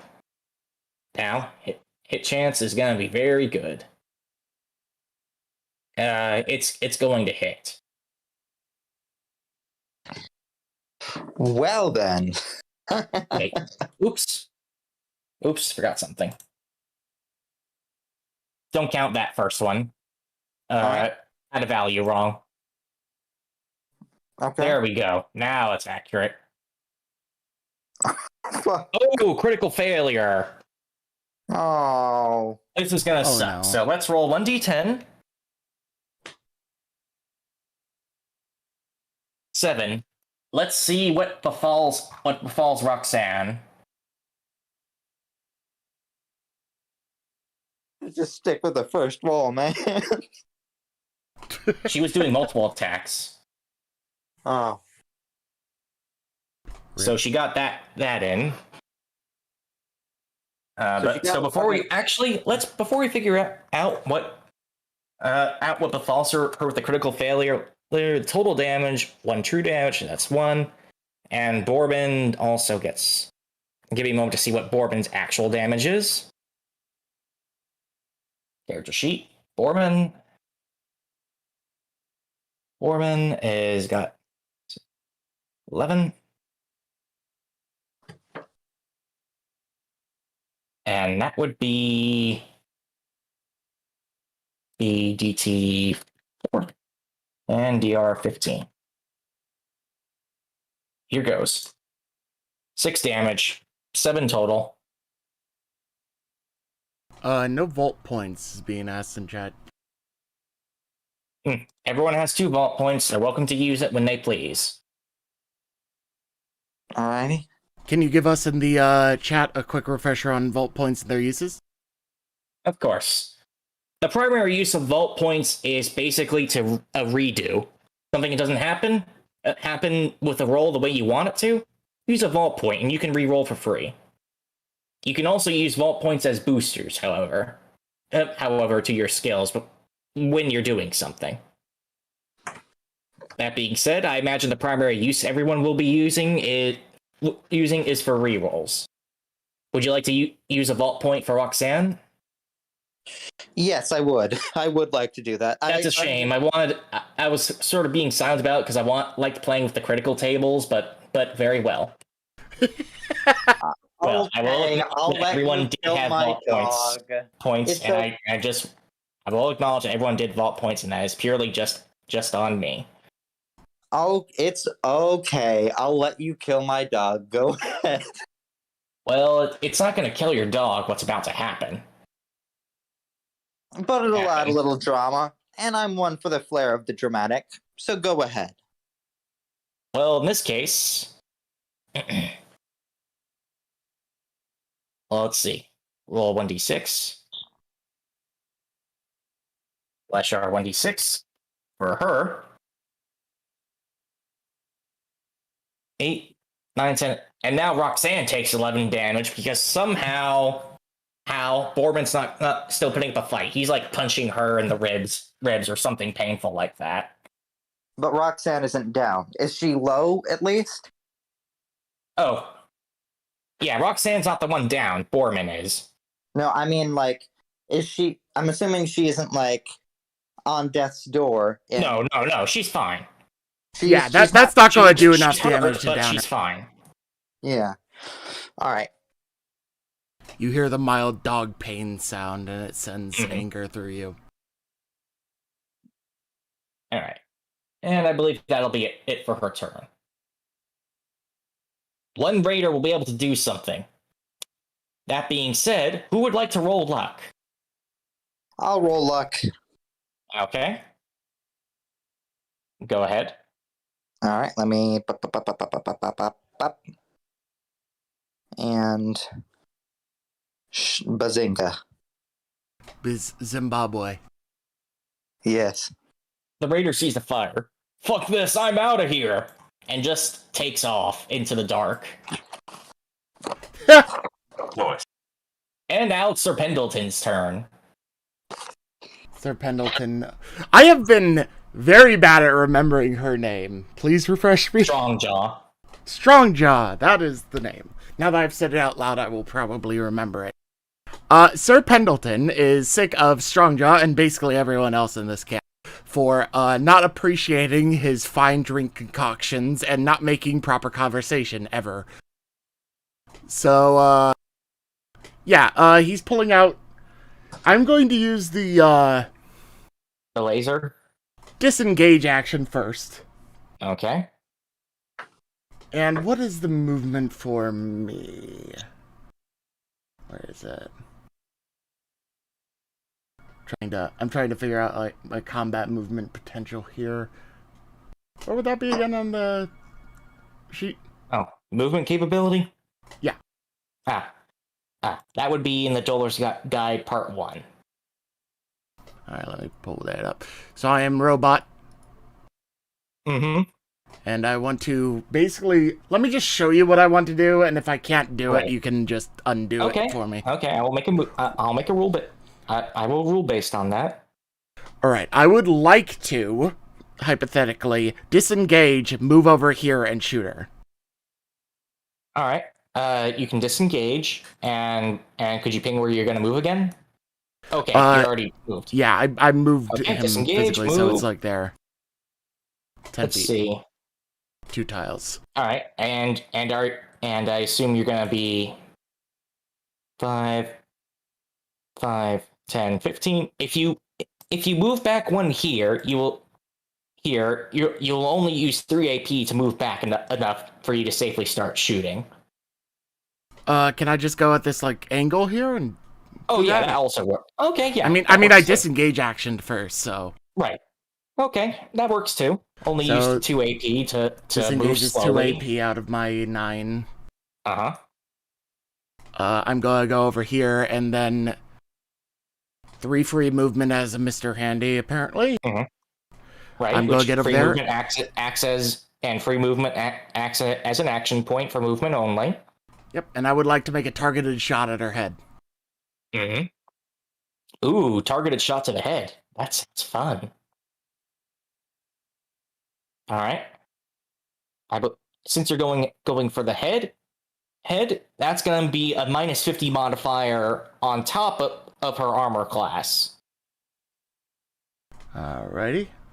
Her armor class is 30. So it's going to be a -80 shot. I would like to use a vault point to improve that by 20. Go ahead. And it's now -60. And boop. Hell yeah. I needed that. You just shot this lady in the head. Congratulations. I hope you feel proud of yourself. I'm sick of your behavior! Oh, sorry. I am sick of your behavior! She is dazed on her turn, which is good, because it was her next. So now she's doing nothing, basically, while howling in pain. And it's an additional 1d10 plus 5 true damage. That's, let's see. Ooh, 3 and 5 is 8, so that's 8 true damage on top of what is actually going to be 20. All right, so it was 20, and let me just get her. Oh, keep that in mind for next time, Chuckles. But I did manage to hit, so luckily it's a bit moot at the moment. Okay. And that reduces down to 17. 17 damage plus 8 true damage plus 1 turn of daze. 6 and... Basically, she's at the point where another good hit in will probably kill her. So, since she's dazed, I'm just gonna pass Strongjaw's turn because she can't focus right now. That laser shot to the head is bad. It looks like you just cooked part of her forehead. Which that is for the poor behavior. I forgot the voice mod again. I am very good at this. Alright, it's your turn, Fluff. Alright. She's going to go, oh, I know you did not just touch my fucking dog. You gonna start shooting him? No, I'm going to walk over. I'm going to say, heal. To get Roxanne to stop for a minute. Right. I'm just gonna walk right up to him if I can and just point the gun. Last chance. Agreed. Good. Then you'll stay down while we handle this. And Stand him down! He cries out. And you can see that there's going to be some very bad scarring across his chest, courtesy of Roxanne, in the future. And I will end combat on that note. Someone get that fucking fire out! Right away! Just quicken my pace a little bit. Just. Sir, while you are on the ground over there, I would like to negotiate the termination of my contract with you.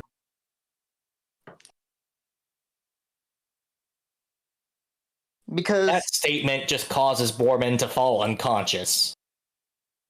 I would take that as a yes. I am free of your service. He just plunks over as the fire begins to spread. It's like, alright, let's handle this fire so these idiots don't fucking die. It's like, anybody you wanna, like, help out or free? Protectrons, you have the fire extinguisher. They start walking over super slowly. They're, like, taking their time. By the time they Yes, actually yes. spray it and stop the fire, a good 15 feet of the tent has been burned open. At least it's an open air view now. Pendleton just sort of smiles and says, Says, "Oh, they are always very slow, but they are very methodical with their work. It is something to admire." You turned off the voice mod when you I explained am it. very good at doing this properly, and this is not going to be a problem throughout the rest of the campaign. All right. Just means some practice is required in the future. Oh yeah, that's funny. I think we gave the wrong person the headache. And then she's just going to walk over to what was it? She's going to walk over to Bran and just say, "Hey, how about we trade? I'd like my iron back." Oh, yeah. So he starts to just kind of walk over to where it was. Like, there you go. He still kind of like picks it up, kind of like cups it with his hands. Doesn't actually hold it or Have put you? his thing of hold it and just hands it over. I do not mean to be offensive, but have you ever shot a gun? I mean, yeah, you know, a couple times wasn't too bad. She just looks at him with a raised eyebrow, like, "Are you kidding?" I gave a good attempt at some cans. I mean, but no, you hold on to it. You know, I have my ways. Well, Yeah, Sunny Smiles brought him in the back and let him shoot some cans out on the back. It's like she hands him the 22. This might be a little bit more your caliber. Pistols are a little bit trickier to shoot. Oh. Now, I'm going to go grab my supplies. If there's anything you guys want or need, feel free. I've got to go head up.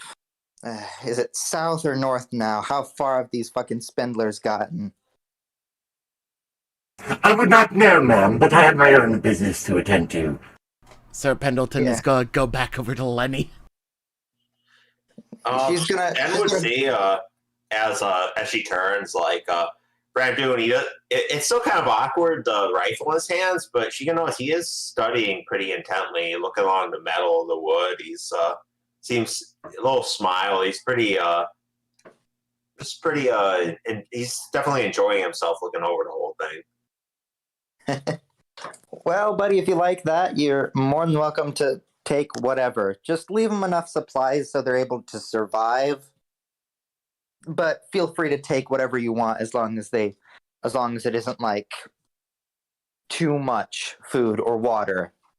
Enough for them to survive a few days before they start learning how to hunt. That's when by this point, you notice that Strongjaw has also fallen unconscious. And the remaining drunk raiders seem to have all scattered to the wind. You hear their moans in the night. But you have the camp to yourself for now. All right. See, Roxanne, you good? You good, baby girl? You all right? All right. There's a brief whine, but she'll recover eventually. It's just bruises. Okay. And maybe a cracked rib, but who can tell? You're gonna be okay, baby girl. All right. While you're doing that, by the fire. While you are up to that with her, I would like to go back over to Sir Pendleton and talk to him in binary again. Lenny is wondering what's going on and if they're packing up yet or not. "My friend, I would say now would be the perfect opportunity for you to get out of here."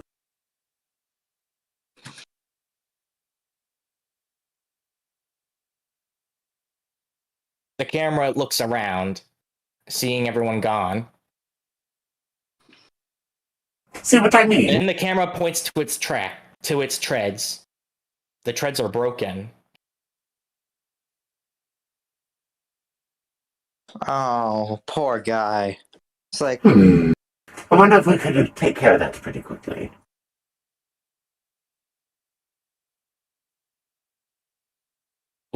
What Lenny says in response is measured.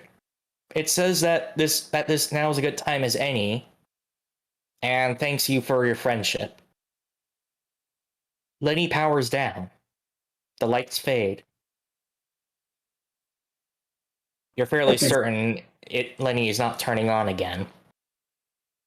That is... Damn, well.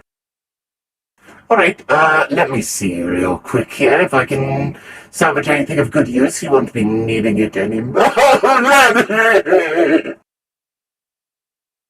It's like it took a second for the emotions to hit. Yeah, basically, Sir Pendleton goes over to Lenny, like, as he is... If you'll allow me, I would like to do an engineering check to see if there's anything worth salvaging from him, but as he's trying to do this, he is, bawling. And it's a good thing engineering is one of my best skills. It is. That's when That's 100. That's when your memory receptors catch up and realize if you just take out his memory core holotape, you can stick him in a new body and there's not going to be another problem. Oh, yes. All right. Go ahead and add to your inventory, Lenny's tape.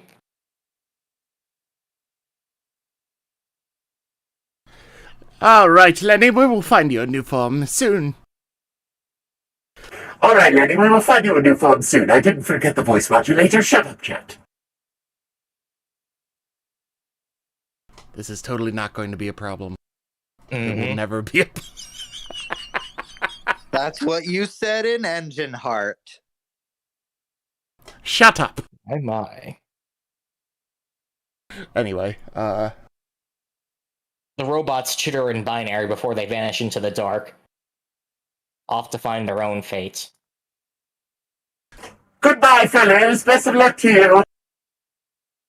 And remember, don't fall into one of these crowds again. These guys were horrendous to deal with.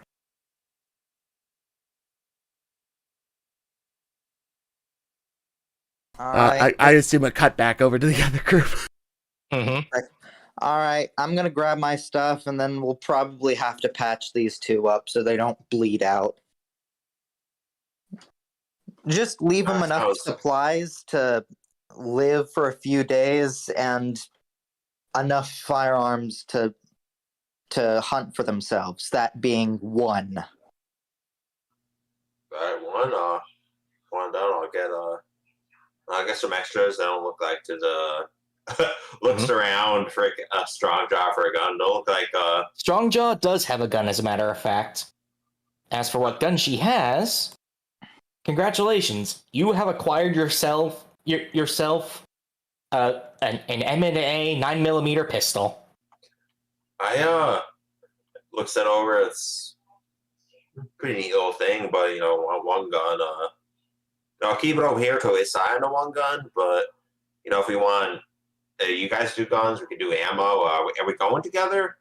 But yeah, I'll hold on to this for now, and I'll make sure she has it. Sure thing. I should mention, however, that the gun's condition marks are at 4. Ooh, this thing's been pretty well, you got your signature on this, ma'am, and you just kind of lay it back down next to her. The signature, for reference, is SJW. Absolutely. Strong And jaw. I'll leave it to it. You just kind of like, at that point, just kind of like weigh himself out our side, like, all right, I'll look around. I'm going to boil this water. Food, they're going to hunt their own food, but, I'll leave us some food. I'll see if they got any little bits of some sugar. Gentlemen, make sure you grab all of the drinks. Absolutely, and I need to have one of your drinks. Oh, I'll be happy to bring something up for you. Thank you. Sounds like a good time. All right. And meanwhile, Jen is going to like find a post, drag these two over to the post, give them some sort of medical attention to make sure they don't bleed out, and then tie them to the post. Okay. In terms of medical attention, I would like you to roll doctor. No modifier. Doctor, not my best stat. Boom. 7, not the best, and doctor again. I'm assuming because you want me to roll do you want me to roll for each? Which one is that one? That's lucky. Actually, doesn't matter. You got it. Congratulations. Yeah, they'll be fine. All right, she ties them to the post and leaves like a knife just out of their reach. Mm-hmm. And like, it's like, if you guys are all right with it, I'd like to wait until they wake up a little bit at least, so they're not absolutely fucking terrified. But I am quite not all right with it. I would rather get away from these assholes post-haste. Pardon the language. all right, fair enough then. It's like, okay, so would she know at this point, like, which direction the spindlers are right now, and like, Would you like to use survival to do some brief tracking? yeah, Well, survival. No modifier for now. 78. Oh yeah, they're going south. All right. Gee, fucking thanks. But where the fuck are they? As for where the fuck are they? Did they pass the camp already? Are they going south past the camp, or are they approaching the camp? They went south past the camp. As a matter of fact, you should probably get moving in the morning. It's like, listen, guys, you have no obligation to help me, but I do need to go southbound to warn people about the spindlers that already passed through the camp. I'm gonna be honest with you, I was bullshitting through my fucking teeth through that whole thing. But a lot of other civilized, Damn it was quite obvious. Like, we are gonna do we got. It's Bob, by the way. yeah. Well, I do need to get heading southbound in the morning at least to just figure out what the fuck's going on down there and warn people. If you guys would like to join me, eventually I'm going to be heading up north, back to my camp. There's enough food, supplies, and a small armory, as well as some solar panels to keep you powered to last us all until we like die of old age. Well, I will accept your offer, but I will make a slight recommendation, and by that I mean demand. All right, shoot. I am my own robot now. I don't want to follow anyone's orders anymore. It's like, one of made you follow orders, even if you didn't make that demand, buddy. As far as I'm concerned, you're one of us. Oh, thank you. You're already quite better than these lousy roundabouts. I'd sure fucking hope so. And what about you, Mr. Bob the Snob. I'm a collector of pre-war things. Just wanderer of the land. Oh, I think you'd I'll have take my way this way. It's like, I think you'd have a real heyday with this. I give it back, but you're more than welcome to check out this hat for my uniform or my colt. Oh, All pre-war, like in perfect condition. oh yes, like that indeed. There'll be a nice, a good old odyssey for us all. Yeah. And she says, if you do decide to follow me along, once we get back up to my camp, I've got a whole horde of pre-war stuff. I've got maps, firearms, satellite. I think I've got a satellite phone, and a ham radio down there as well. I've got all sorts of pre-war stuff to add to your collection. Oh. All in perfect condition. I treat them like my babies. I'm very excited to see it. You just notice at this point that Sir Pendleton seems to like perk up and spin around to look at you again. Pardon me, I forgot to introduce myself proper. My name is Sir Pendleton, at your service. Or not at your service, but close enough. Nope.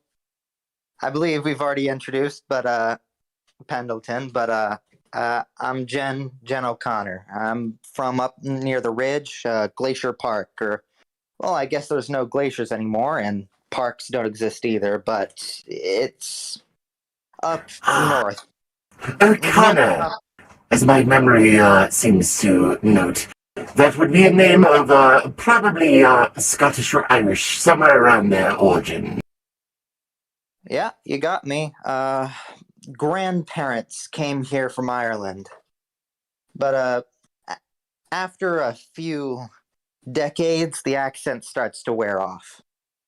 Ah, I see. Especially talking with the Blackfoot. Oh yes, the locals here do have quite their own dialect. Yeah, I've even started picking up on their language. Sometimes slip into it with certain words, since they're really my only form of contact that I actually visit. Very interesting. I'm looking forward to meeting more folks. I have not gotten to go around much as you might expect. Well, Blackfoot are kind of... They aren't violent. They aren't necessarily friendly. You just gotta be careful how you approach them. As long as you treat them with respect, they usually treat you with somewhat of the same respect. Yes, quite. I do apologize for my outburst earlier, but I do believe that considering a brief encounter with the locals, you might understand where I was coming from. Yeah, trust me, buddy, I understand. Now, well, we should not waste any more time. I do not wish to be here when they wake up and eventually bitch at me. Alrighty then, let's head south. On we go! You coming? Let's go into the breach. Alright. Yeah. Oh, one more thing. He just goes over to, like, what was his name? The foreman or something? Foreman. Has he got a hat or anything on him? He took, since he took He has your back, hat. no. Right. Does he have a, like, does he have a weapon as well? He does have his 45 pipe SMG. Would you like to take it? I'm going to take it, and I'm going to throw it in the fucking river. Based. On what? Based. You're correct. Sir, based on what? It's like, oh, sorry, pre-war dialect. I'm sorry, that was from my brief MLG Gamer days.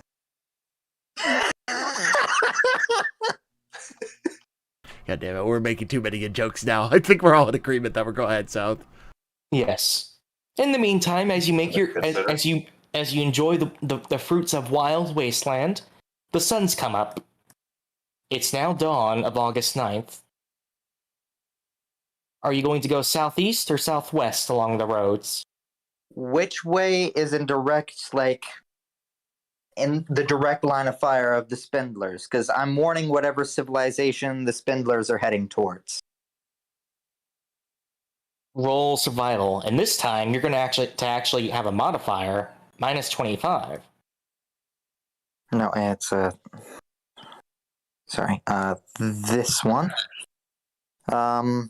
Survival. Ba-ba-da-ba-da. And since fuck it, I didn't use it before. No, actually, I'll save it.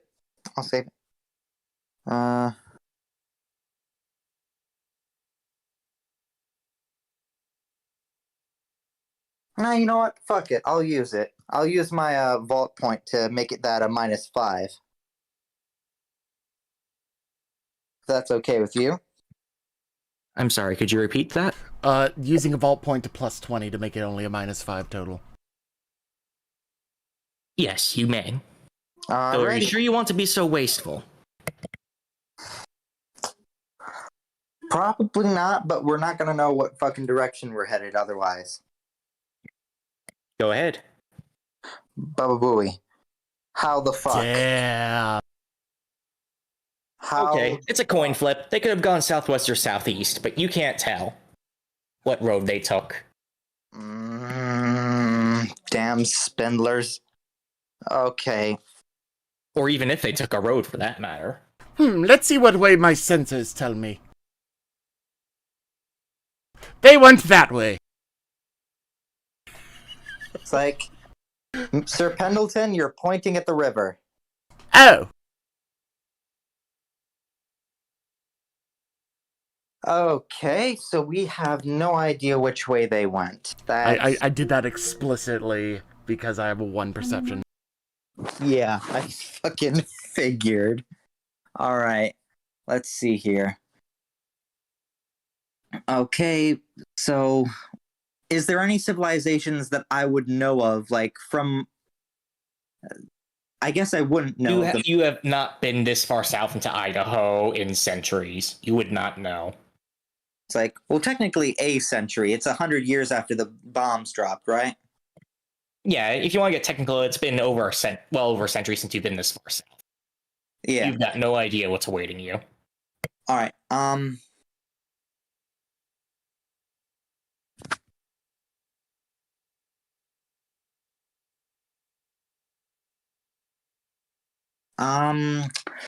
That then I'd ask. Normal. Then I'd ask Bob. Say you've been around here, right? Is the nearest civilization to the southwest or the southeast? Oh yeah, no, it's right over to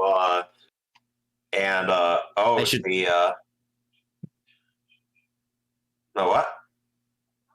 I should comment that your people are in both directions on that road.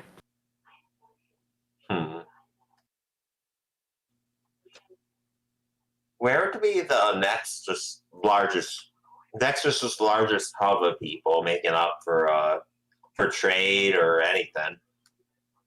Like you'd be based on what you've been told, you'd find people quicker going southeast, but southwest has more bountiful stuff to find, even if it's a little longer.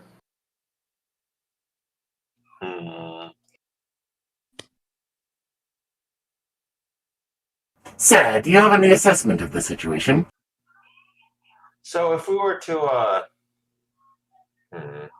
one sec, friends. So about southwest, we should find some help. Should find people to tell, people to trade with. All right. Are they like big enough to defend themselves, or are they a bit more of a small village? Oh no. All It's more the small village side of things, as far as you're aware. Going out that way. No, everyone's got to do what they do. No one's got no one's got anything too impressive, but we'll find people who know their plot of land enough. Well, that's good. They'll have some good use for the warning then. So, let's go that direction then. If that's okay with you folks, at least. Pendleton, are you okay with going in this direction? I am with you on the way. Good to hear. Onwards, then. Let's go. All right, so you agreed to southwest then, just to be clear? Yep. Okay. That's the directions we've been given. All right. I'm currently doing directions. I'm currently calculating something in regards to directions, and time. So please give me a moment. Alrighty. There it is. Let's see. 19 hour. Let's see. 60 miles to the next destination. And how fast are you guys moving? I hope, if everyone's okay with it, relatively fast. Could I just kind of use my abilities to survey and see what would be the most practical? Use your what? You cut out a tiny bit. Can I use my own experiences to kind of just determine what might be the most practical rate to move ahead? Yes, you may. And in fact, this will actually give you a bonus to your survival roll for figuring that out. Plus 25. Oh.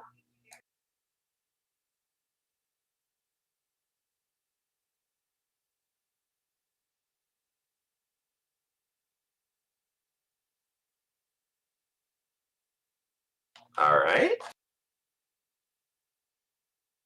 Your experiences are good.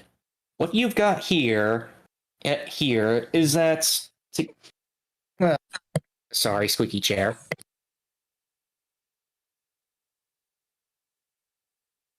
Death to squeak.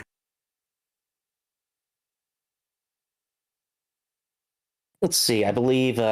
I'm sorry. I can never seem to find the travel rates in this system very easily. I only just found it. You'd probably be able to do 20 miles a day and not be too concerned. That being said, when you tell this, that's also the same pace that the Spindler pack could pull off.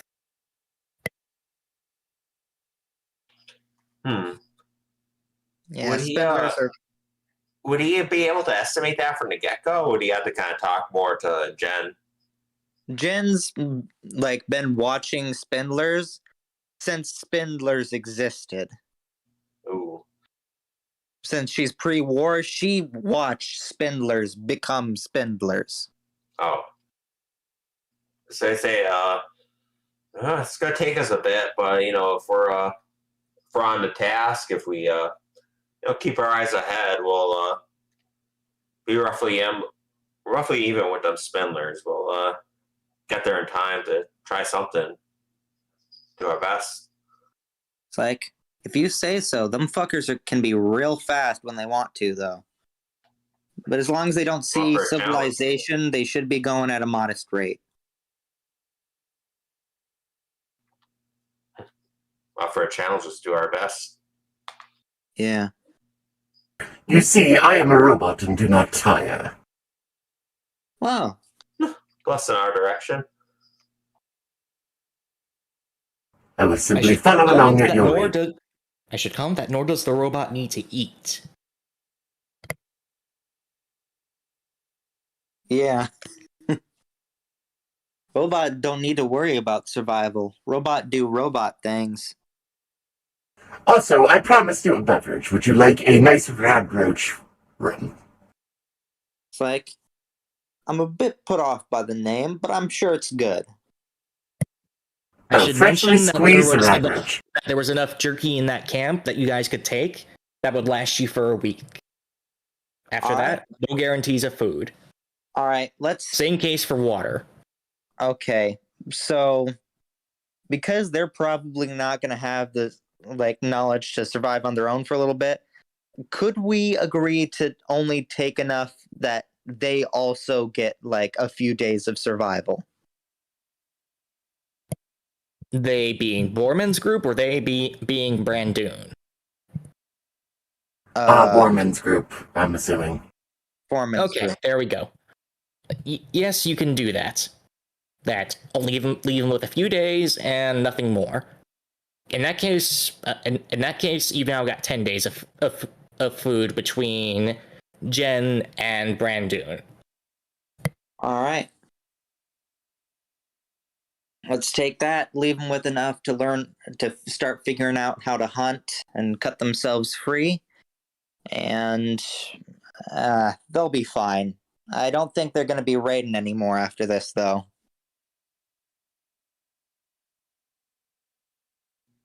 Huh? I would certainly hope not. Yeah, we'll come back up here on our way back up if I would they certainly do. hope they abandoned raiding. They were quite pitiful at it, to be quite honest. Kept getting drunk. Yeah, that usually doesn't help you shoot a gun. I'd know from experience. Only time they were competent is when they needed to raid for more alcohol. Man, they really were deadbeats. Everyone gets their niche. Yeah, they've got a chance to learn from their actions now. Well, except the guy that Roxanne killed. Oh, he was an asshole anyway. Yeah, Some assholes deserve a second chance if it can be afforded. I would have no comment on that matter if you wish to avoid having your ears talked off. Now, shall we proceed? Yep, we've got supplies. We've got a couple guns. We'll leave with whatever else is left. And we've got a direction to head in. I see no reason we shouldn't head off now. Off we go to the wild, rather grey or brown yonder. You Gray said and it. brown is right. The remnants of the road are the only thing that doesn't feel brown and half dead right now. Even if the grass is probably still alive-ish. Might have been green, but I like yours. I remember when the grass used to be green. Ah, yes. Taking care of the hedges at the old master's estate. So you were around before the war too. But of course, nobody is manufactured anymore, Mr. Handy, since after the apocalypse. All the facilities are rather in poor condition, at least to my knowledge. I kind of figured that, but I had no idea since you were hanging around a raiders camp. Or I guess not hanging around as much as being captured by one. Ah, yes. Wanted to use me as an ambassador of a sort, because they couldn't seem to get their heads out of their asses when it came to talking to others. Problem is, they didn't really negotiate very often. They just drank. Yeah, I think from our encounter in the tent, we could figure out that they were pretty shit at negotiating. Quiet. Hey, you guys, I don't know, if you want some paper or something, you want to, I don't know, it'd be kind of cool if we talked and, just put some stuff down. You guys both for the war. I think that'd be pretty neat. And reach your niche, we talk about niches, it'd be a pretty niche market. Oh, if you would like to record everything, I could take care of that for you. So Pendleton right. just Yeah, records back, plays back what he just said. Oh, wow. No body, you got all sorts of stuff. Yeah. Some good old campfire talks, some good old stories at a time. All right. Yes, that sounds good, but for the moment, let me provide us with some entertainment. He's going to turn on his internal radio. Ooh, what's on the radio? It's nothing but static. It's like, oh. Well, this is rather drab, is it not? He shuts it off. Hold on, let me see. It's like, is there any chance I could say that she has an old tunes playlist that she used to play on the radio in her cabin? No, that's just no. The holotapes to carry that would be too many. They're all left up there. Oh well. It's like, Well, we can certainly keep ourselves entertained. I spy with my little eye something brown. Literally fucking everything. Yeah, this happens for the next 3 days. Yeah, basically. Oh, good guess, but I do believe that was inaccurate. I still spy something brown. As we pull up to that this being location. said, you stop spotting something brown and spot something black instead near the road. I wonder what that is. Let me inspect it with my very good visual sensors. You're gonna have to get closer than that. I was gonna say, oh shit, I accidentally changed the scene. I was gonna say, can I roll a really bad joke perception check? Jen is gonna be like, hang on, guys, hold on. She takes out her binoculars and gets a closer look. There are pools of water, and if you didn't know better, but you do. What is with the fucking neighbors? I'm sorry, I need to go knock on someone's door. Okay. We'll be here. It does appear that in an alternate dimension, someone is having some difficulty with the neighbors. I remember back in my day, I was sent over to take care of many a ruffian. Well, not so much ruffian, more like a young child with a little bit too much time on his hands. Yeah, I didn't have to deal with that. I wasn't that kind of cop. Hey, as time goes on, people get their, all sorts of drama happens. Well, I mean, the master was a very kind man, but he certainly did not like to be interrupted from his work, I will tell you that much. Yeah, the most I had to do was just break up parties of like teens drinking in the camp. And this feels like a pretty good drinking location, because that's steam rising out of the pools of water. Steam. There's steam rising out. Are there hot springs native to this region? Would Brandoon like to roll lore? He would. Brent. No modifier this time. What did you say this time? No modifier.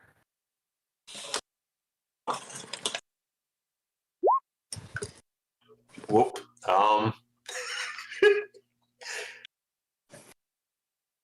You have no idea. Not that I've heard of, but I've heard from people in traveling that new springs pop up all the time. They're like lost, lost treasure troves in time, if you understand,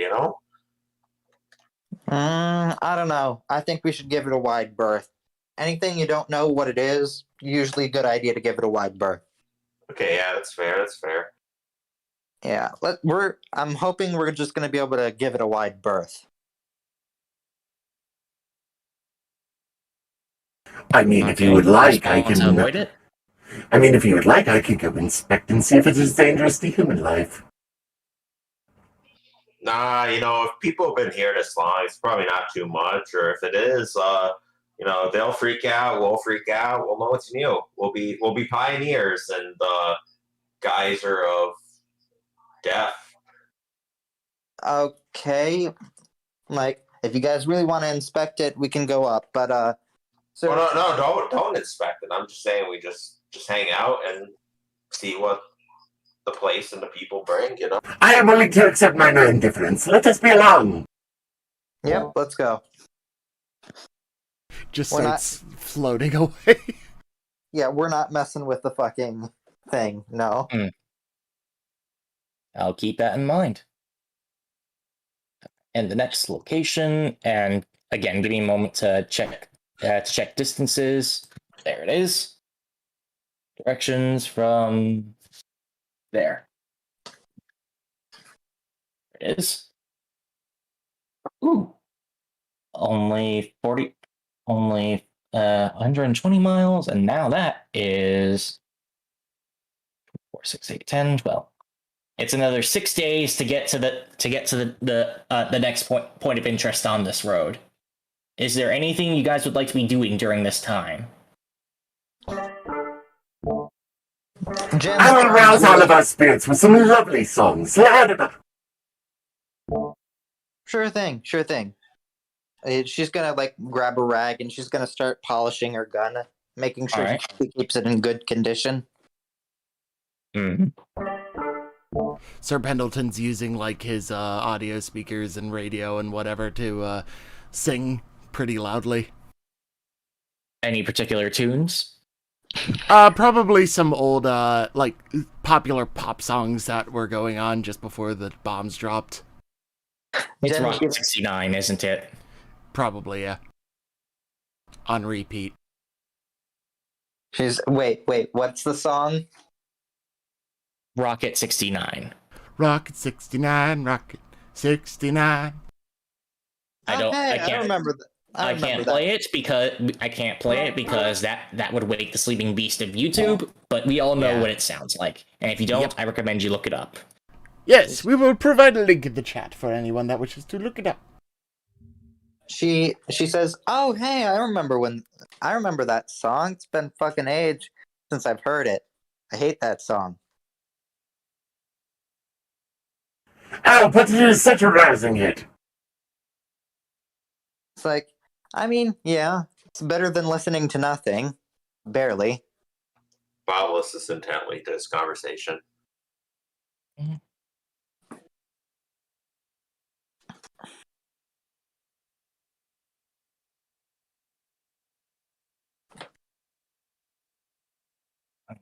Well, I don't know. I preferred a bit more of the classic stuff, like Oh, you mean like this? Just starts playing Beethoven.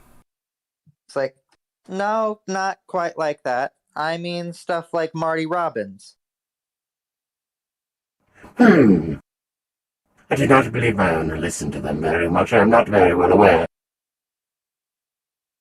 it has Oh, now they been had- 10 days since you guys set off. And 10 days of Rocket 69. On Oh, loop. yes. More importantly, however, it's been 10. You guys only had enough food to last 10 days. Like, okay, let's start hunting. It's like, I would see about as we think about hunting, Bob would see about find some good like sticks or anything nearby from a dead tree to try to see if anyone could help him whittle down to a nice spear that might be either thrust or thrown. meanwhile, Jen's gonna look for tracks. All right. Might I request that we take this as a brief moment to have a 5-minute break? Because I need That to is use the fair, restroom. yes. That is fair, yes. Gives me a good opportunity to look up the crafting rules again. All right. Do, do, do, do, do, You do, guys do, do, do, do, do.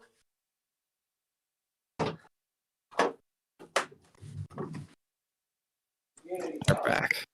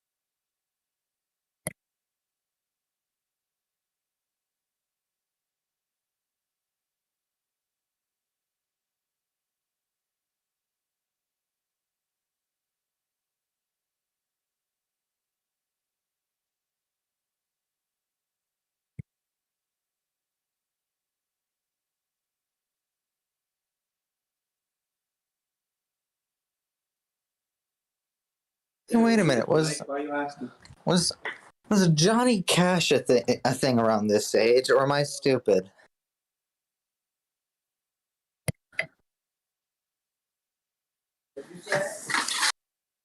Sounds familiar. Cash didn't really start becoming.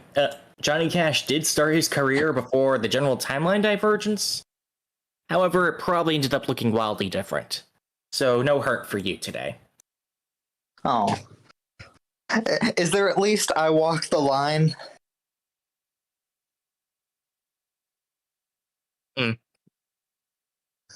I'm not sure. I'll have to Denied. think about it. Meanwhile, Sir Pendleton, eventually, as you're doing the hunting, starts shifting to... I don't want to set the land on fire. Yeah, now that's a little bit better.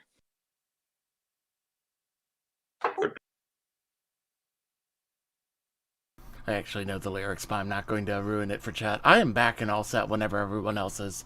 Alright, once everyone's back, we will continue. up here. Are you good, Ken? Okay. Are you good, Fluff? I think everyone's here then. Let's move on. So, All right. since Brandoon is looking for some good scrap to make a spear out of, I'm gonna have Brandoon roll luck.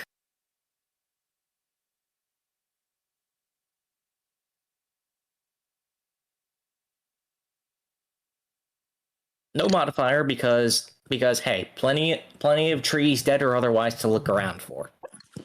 But it's a good piece that you're looking for. The good stuff.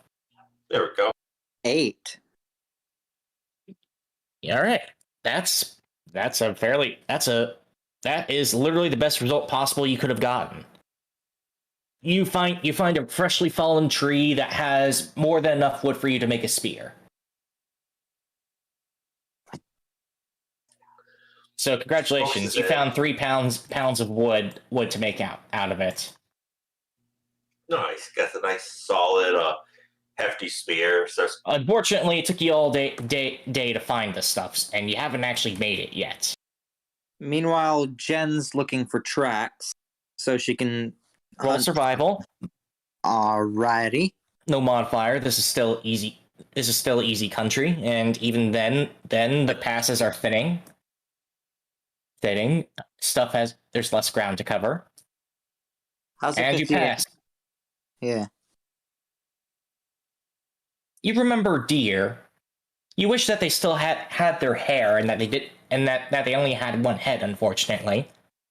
But something does cross your path. Ooh. Would you like to roll small guns to take the shot?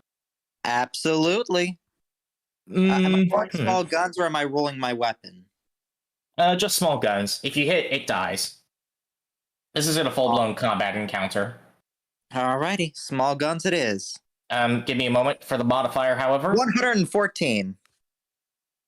I think I would have succeeded regardless of modifier. Yeah, it would have. That's would've. like a perfect roll. It's a perfectly, and not only that, it's a perfectly clean kill.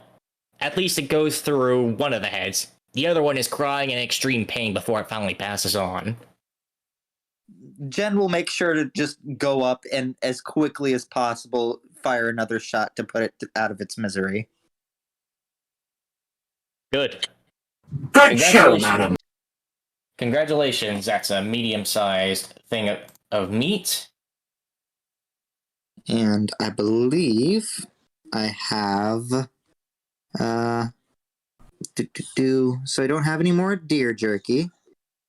Right, you're out of just jerky. You don't know what it was made out of, unfortunately. All right. And the Rad deer jerky roaches. with, I assume. And all right. I'm just trying to figure out what die size I have to roll to figure out the amount of meat. Let's see. It's large. 1D.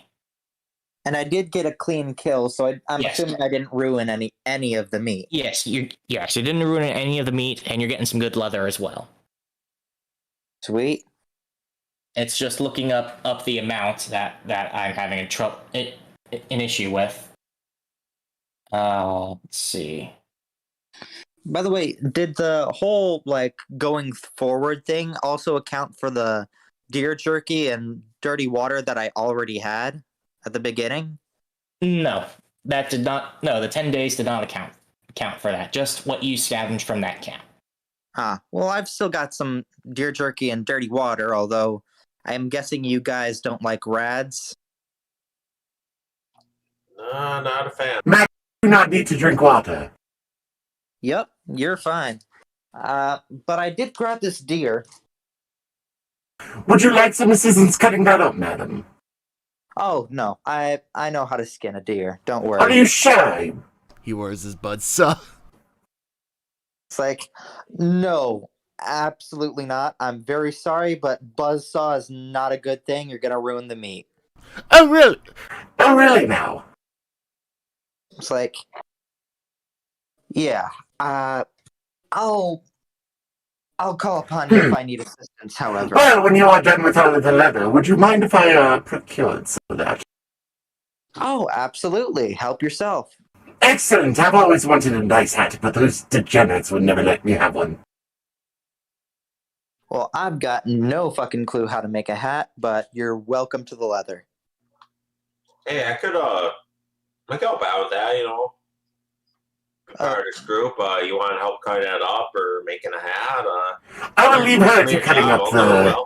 I will leave her to cutting up the leather because it does appear that she is correct, but so would probably make it less than satisfactory.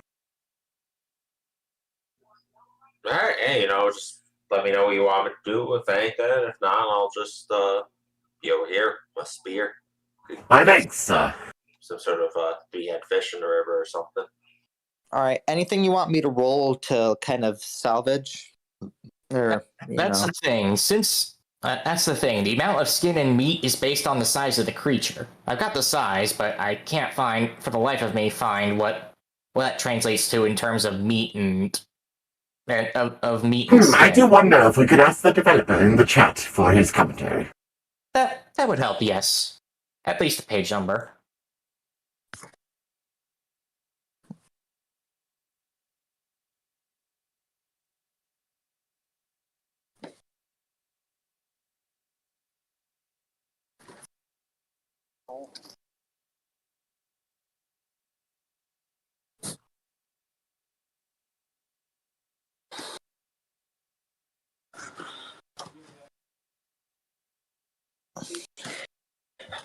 One.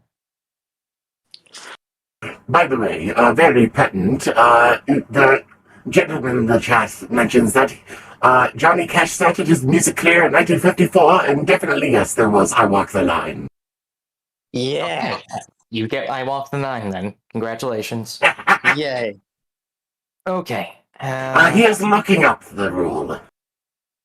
Thank you. My pleasure, sir. He says page 15 of the Dweller's Guide, Part 2. Page 15, okay. Because you're mine, I'll walk the line. Part 2. Let's see. Page 15 of Part 2 in the Dweller's Guide Part... That doesn't get... That's just for crafting weapons, unless he means Part 1, but that wouldn't work either. Material value multiplier large 1.5. It's a modifier for it. Pigs, I got sheep, I got cows. Okay. Livestock. I feel we are missing the base amount that you would get from a normal medium creature to do this math. Pig iron, old pig iron. 20. Page 20 he says. Sorry, he was off. Oh, page 20, okay.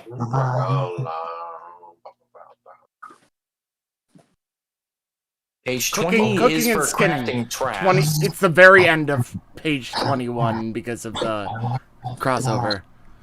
It's crafting and skinning. There it is. Found it. Finally found it. Okay. So, it's large. You've got 1d8 plus 4, so let me just roll one. Who would like to roll 1d8? Actually, Gideon should roll it. Roll 1d8, do I get anything please. else from getting like a perfect kill? No bonus per se. You just get the maximum amount.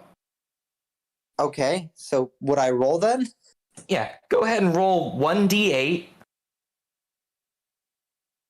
Alright. Bada boom. 8. You have 12 pounds of leather. 12 pounds of leather. Congratulations. You just rolled max. Nice. That is maximum possible amount of leather. This was a very good kill.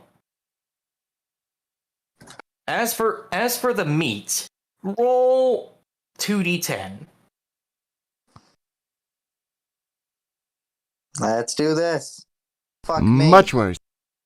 4. On the bright side, because it's large, that means you're getting a lot of more than you can arguably handle anyways. 50 plus 54 pounds of meat to be specific. This was a big boy. Fuck. Yeah. I mean, That if it's was a the matter bad of part. if it's we mentioned about more than could handle. If it's just a matter of one person trying to fit into their inventory, Yes. someone else help. And not to mention it's spoiling. Oh, Let's dry it out. Let's. Yeah, try and- I like how you say that immediately as the dev in the chat is just like, you're gonna want to smoke that. Yeah, smoke it. We're gonna make this shit into jerky. All right, more jerky. More jerky. That's gonna take some time, however. Nah, that's fine. Shall we start up a campfire before I tell some rousing campfire stories? Sure thing, but next morning we're gonna have to go on double time to catch up with the spindlers. All right. That would mean 10 miles a day, and that would mean using more food and water. Yep, we've got plenty of that. And no time to craft that spear. So, ouch. I can Yeah. handle the cooking. You can handle crafting your spear. Does that work? And I can keep guard. I will say that it took all day for you to loot and scavenge the materials. It's night by the time you're finally back, unfortunately. Well, fuck. I'm smoking the meat. And no penalty to drying out the meat. There you go. All right. So, does anyone want to carry this, or should we split it up amongst each other? My capacity for carrying things is not too great without any form of pack, I do believe. Well, we've got leather to make one. Would you like to That spend is true. another day crafting? Or skip sleep? Give me some sleep. I could. Well, if crafting could be considered under engineering skill, then I could do it overnight, for I require no sleep. Well, this wouldn't be engineering. This would be more blacksmith. Let me see. That's like a 44 for me. Oh, it sounds like yeah, you're better than me at it. I can give that a shot. What do we have to lose? We've got tons of leather anyways, right? All right. Got 12 pounds of leather. That's a lot of leather. You got a lot to work with. All right, And shall as I make for- a You wanna- blacksmith check? Hang on a second. Bob might Oh. just kind of interject. Go ahead. It's like, you guys sure about that? I know. No offense either. You got a buzzsaw and you got a ranger's a skill for haste, but I could just give me a little share of this. I can cut it up pretty good. Oh, go ahead. I'm gonna get some shut-eye, so we can move double time tomorrow. All right. As I said, with my magnificent capacity for observing things, I will keep guard. Okay, so no crafting tonight then? Overnight then? Maybe. So, Nah, I won't. what skill more specifically would some of this fall under? What fall under? Blacksmith would be like making the bag, is what he said. Yes, blacksmith would be making a The bag. current conundrum we have right now is whether or not we want to spend an extra full day doing some of this crafting stuff, or if I want to try and do it overnight so that we can go along a bit quicker. All right, so you see Bob just like, all right, there's a lot to do here, but if you want Tin Man, Tin Pal here, I could get him a Excuse me, it is Sir Pendleton. Sir I Pendleton. will not have you disrespect the name. I meant no disrespect, sir. But would you like a fine bag to go with your fine name? Carry some fine meats. I will do my best work. All right. I do technically have a third arm that I can use for manipulation. Mm-hmm. Apparently it would be something along the lines of the backpack would be more survival skill instead of blacksmith. Leatherworking is included in survival, says a friend. He Which will. means it Well, would definitely not be a good fairness. idea. It would definitely not be a good idea for me to do that because we have somebody who's obviously built for It's that. like, Jen's like, all right, I'll craft it through the night. You two get some sleep. Wouldn't be the first time I'm pulling a double shift. All right. Now put Jen's fatigue up by 1. All right, where's fatigue? On your character sheet? Oh, right, you can't see it. No, I can see my character sheet. All right. Fatigue. It's in condition. Is that Combat condition fatigue. fatigue? There you Does go. that like influence rolls at all? The Grinch Assumedly is so. smiling right now. Huh? Yes, it does. Yes, it will, but we don't. It will. Okay. Does it affect my support skills?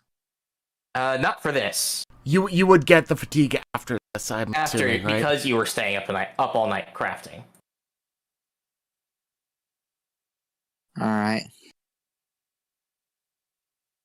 Well, let's do this first. So survival. All right. But It's buoy common, so 66. so it would have been minus Page 25, but 87. you passed. Page 87 of the first part of the dungeon guide.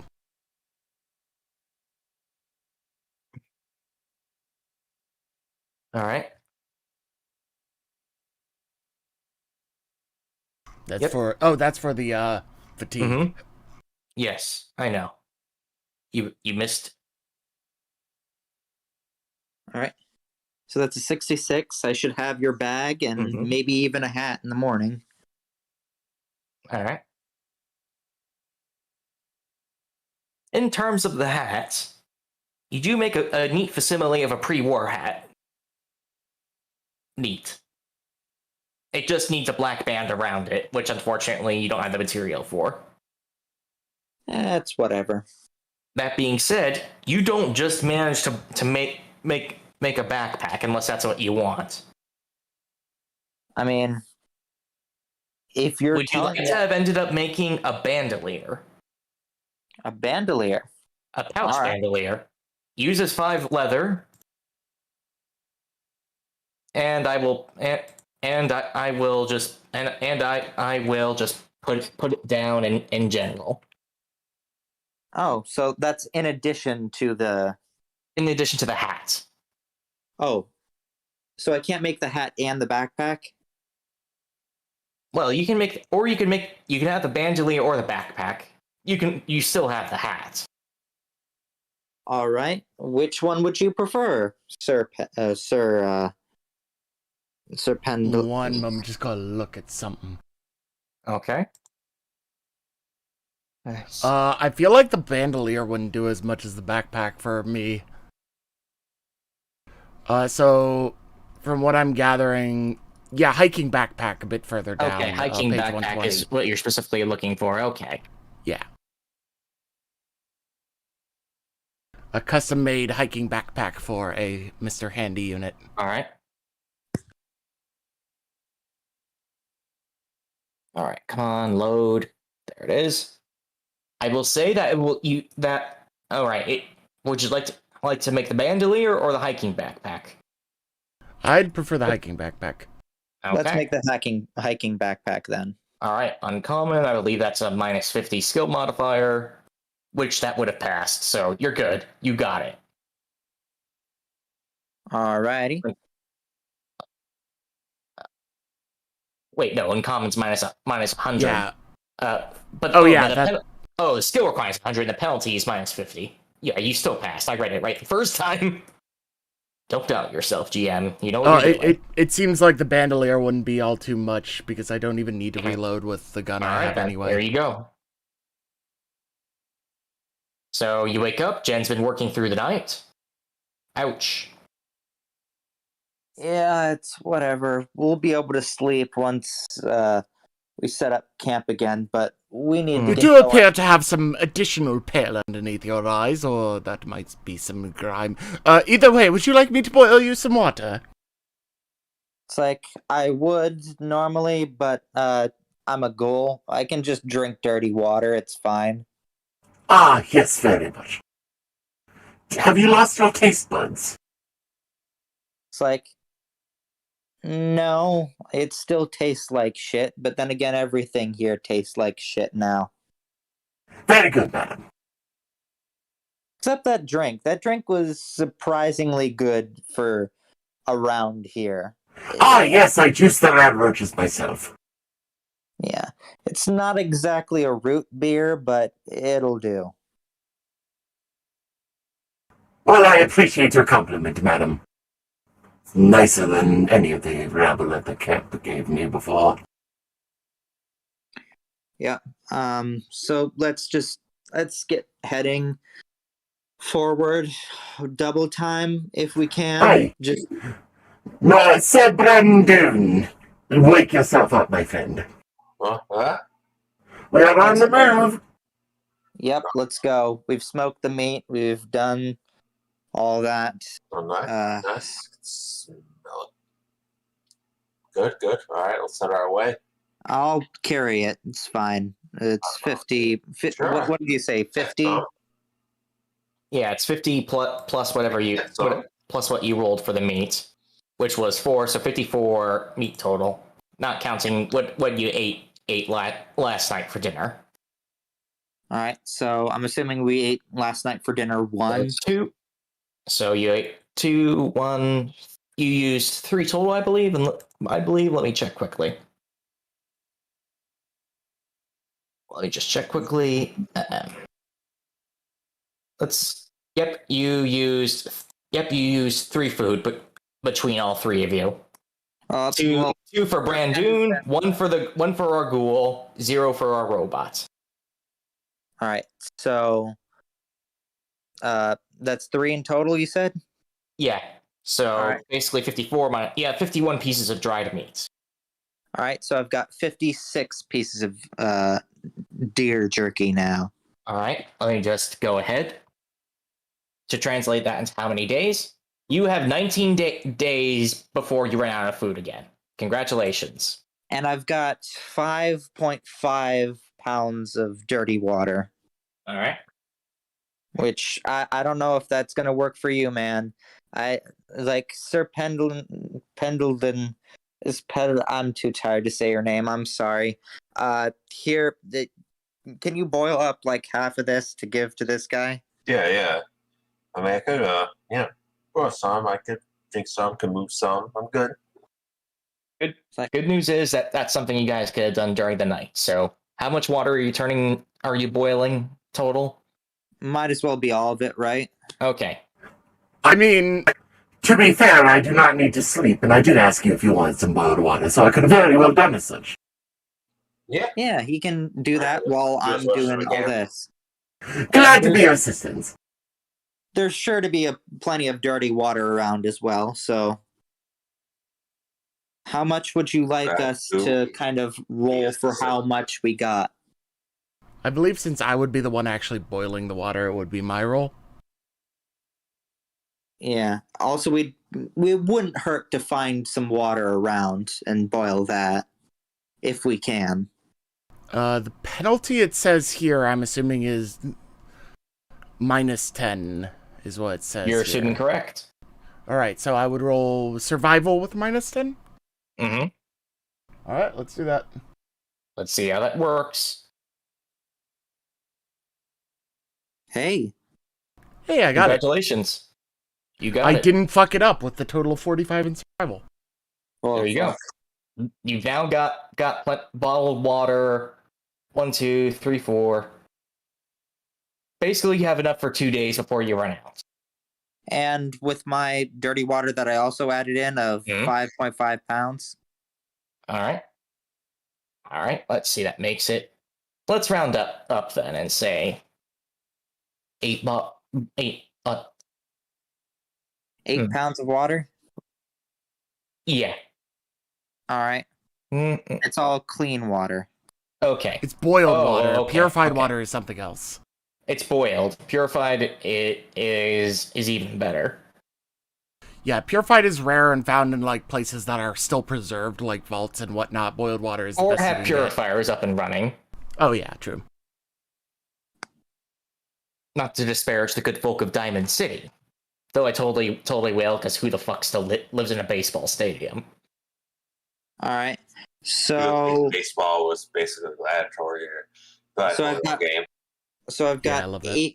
8 pounds of bottled water. How much is that gonna? How many rads does that have in it? Of boiled water. Boiled water is 5 rads, and it does not count towards system shock, it says.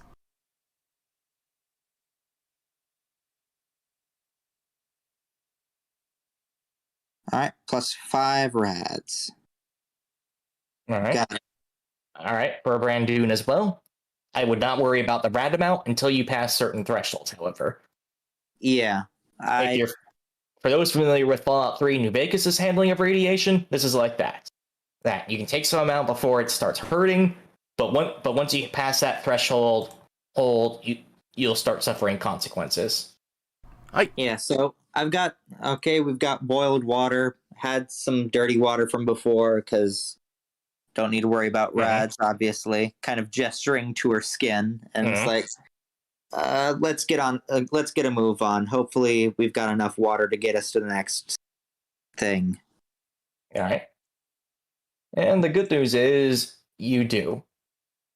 All right, we're at the village finally. No, you're not actually.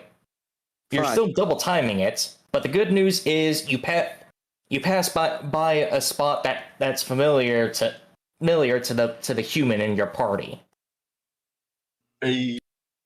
It's a flat bit of concrete that's still pretty smooth. Your people hold legends about it as a gateway to the skies and to the mountains. This one's called Freedman's Pass that you're going by, and the other one is called McKay's. Which you would have seen if you'd gone southeast. Ooh, all right, here we go, guys. Good old Freedman's Pass. They're from travelers from way up in the skies with land, and those wishing to go to the sky, they get to, because back before the big old booms, it's a crazy good time. You could just fly in, fly out. Please on. Would this happen to be what? What? Would this happen to be an airport? Airport? Yeah, maybe. Oh yeah, airports. If it were an airport, nothing remains except the tarmac. There is not even a hint of a building. Seems like the bad remains tarmac launch pad of a sort. Probably just a landing strip. Ah, yes, that was the term for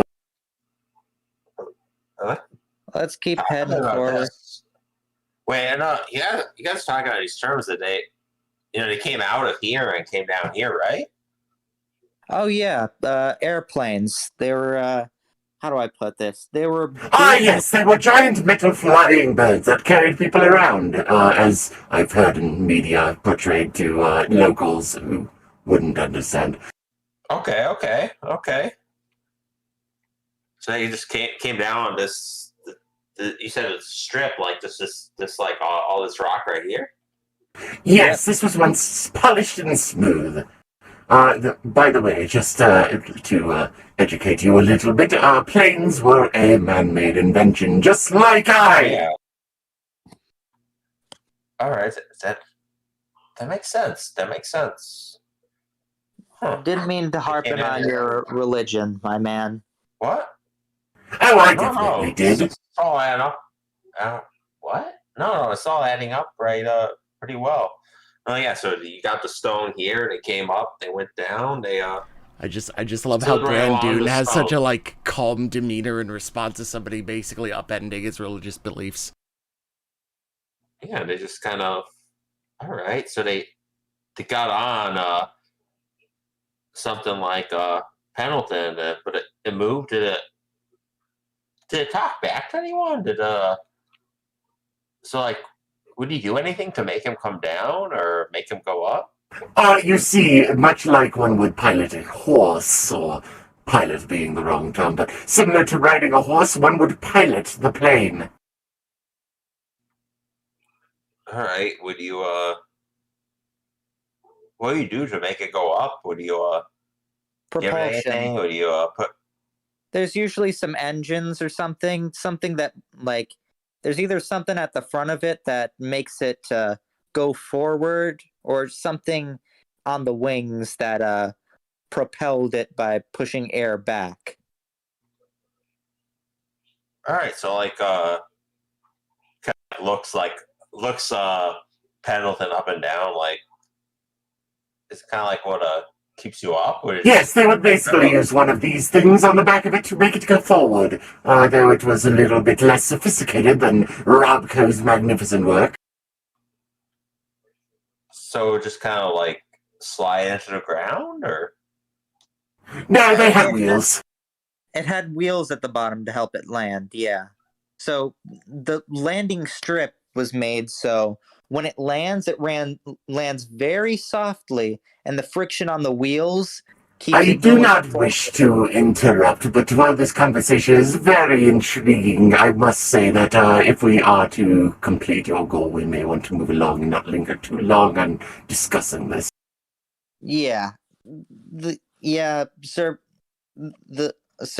Pendleton is right. We should keep going. We should get moving. All right, can talk later. This is Yes, I'll tell you all about it next time we can. I would Okay, be more so- than happy to. about the up and down. All right, yeah. All right. Off we go! We pass here, but anyhow, it's a Pendleton good just spot. keeps- People pass through. We should be good. Pendleton just sort of goes off a clear little of bit impatiently. assholes. It's like, all right, come on, let's go. I have this sort of like mentality that Sir Pendleton is usually really nice, but he has sort of like a very low threshold for getting annoyed and bored. Fuck's sake. All right. And so she's just like, all right, I'll tell you about it more later, but if we don't get a move on, there's going to be no village to come to. Yeah. All right, come on. You guys are doing a seriously faster pace right now. In fact, it's only the afternoon when you go over one last crest, and that's when you see it. Things level out a ton more from above where you are. It's a wonderful valley. It's brown, but there's patches of green, and sometimes you can spot a stream with stuff growing on it. Ah, yes, I spy with my little eye. More brown. You also spot a moving mass of black. Yes, you heard me say it. Moving. Yeah, I don't know what the fuck that is, but I don't like it. Let me see with my magnificent perception capabilities what that might be. Zooming in. You're not using, and Jen's not using her binoculars? I'm absolutely using my binoculars. I am talking shit because I'm bad at perception. Oh.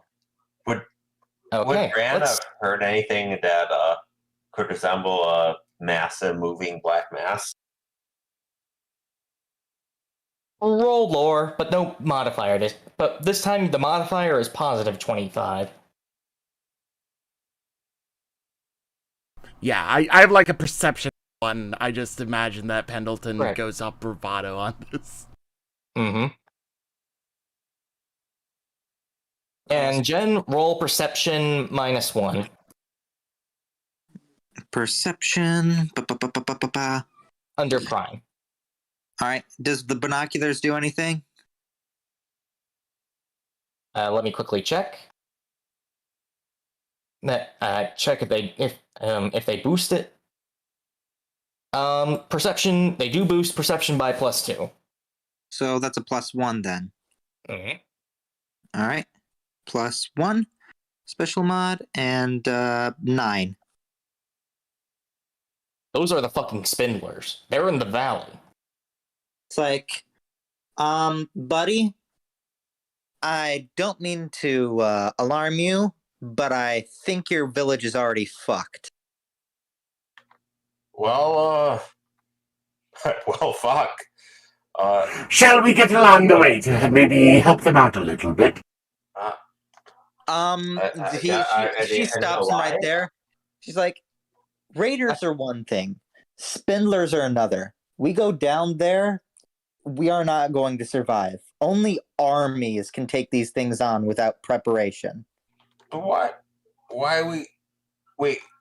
Why are we We're following. You want us to follow these things, but you can't stop them? I thought. No, I thought they were like spindlers. Groups like they give themselves a name, like the head smashers, because No, these are giant fucking spiders. These were not people. Oh. These things, I've seen packs of these things destroy entire civilizations. We're not gonna be able to kill them. My job is to go up ahead of them and prepare villages to deter or take them on. Three people are gonna do jack shit, and a small village unprepared is a death sentence. Shit, what they do if they were prepared? If they're prepared, they usually bunker down and try to hide. Wait for them to pass. Shit. I see thinking you would try to kind of like look out over if you could anything interesting you can spot, but The mass is moving eastwards for reference. You know for a fact that if they go that way, then the towns of Hatello and Dynamite Falls are going to have a really bad time. The Buford hunting grounds, which they're about to enter, are probably about to get depopulated too, to some extent. That being said, the main town, the closest thing to a main town, Fallspark, is not in that direction. Minidoka, the main burial grounds, and King of the Hill are also not in their way. It's like, so we need to go, like, pointing in the direction they're going that way, faster than they are, or that those little villages of yours are going to get the past tense. I do believe that it would be much more beneficial to us if we could procure some sort of transportation. It's like, Yeah. your guess is good as mine as to where we can find that. Well, I do believe if I find something around, I might be able to repair it.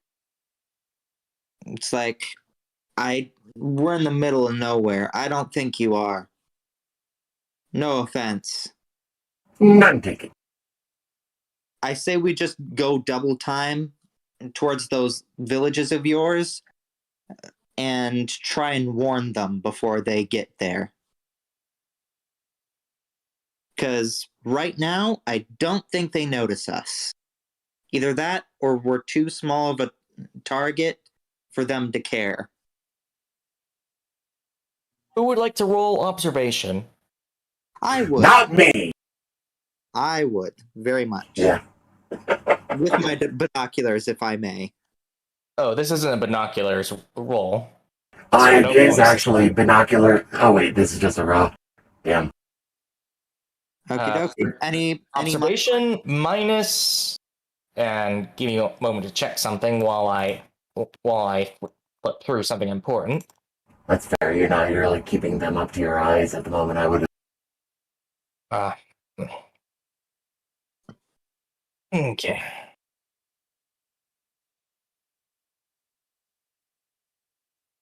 Shoot, it's not there. All right. Come on. Give me a moment. Okay, there it is. Let's see. Okay, I found it after a moment. My apologies. No problem. Do observation. Oh. You wouldn't be able to pass this. Shit. Do observation nothing. I have a tagged skill that doesn't do anything. Tell you what, I'll let you roll perception -3 instead. Okay. To give you a fighting chance, because in fairness, your character would have dealt with this before. And that's with the binoculars, the -3. Without. No, without binoculars. You can't use the binoculars for this. Just a raw -3. Okay. -3. 3 for perception, so not the best. While you've been talking, that's when you notice some movement in some trees upwards, and then you look near, and you see a very large 8-legged creature looking down upon the three of you. It's like, okay, this is the time to panic. Would you guys like to end on that note? Sure. I believe that would be a fair ending point. Nice cliffhanger. And then on that surprise, we We will end here for now. Next session, we will have our first contact with the Spindler and see what you guys do next. Do you try to race ahead of them and save the settlements to the east, or let them burn and go south? Find out next time on Dragon Ball Q. Okay. Oh boy. Dragon Ball Nuclear. Well, thank you everyone for joining us for this episode of Unlucky Rolls. Boy. And unlucky technical difficulties on my account. Thank you very much. I should comment that we are now at that. Let's see. And if I read this correctly, session level 2 is okay. One session has passed. So you need one more before we go to level 2. So that is all for now. Yes. All right, that sounds fair to me. Does karma change at all, considering we spared and left them supplies? It does for everyone except Sir Pendleton. Brand Fuck Boone them. and Jen O'Connor get +5 karma. I'm up to 30 now. Pendleton literally shot her in the head and does not care for them. So, yes. I will take that. Yeah, I appreciate you accepting that fact. I mean, Pendleton didn't like them and wasn't nice to them and randomly tried to cut her with a buzzsaw. He sort of doesn't deserve any extra karma. You're the ones all choosing to be nice. Anywho, would you allow me a moment to wrap up? Clean up Go ahead. blockade and panic. All right. Thank you very much, Overseer Wagyu, for running today's session. Thank you very much to Fluff and Ken for joining me as Jen and Bran, respectively. I have been Trisky, playing as Sarah Pendleton. This has been session 1 of our Fallout Vaults and Deathclaws series, Cascadian Storms. Thank you very much again. Thank you. Have a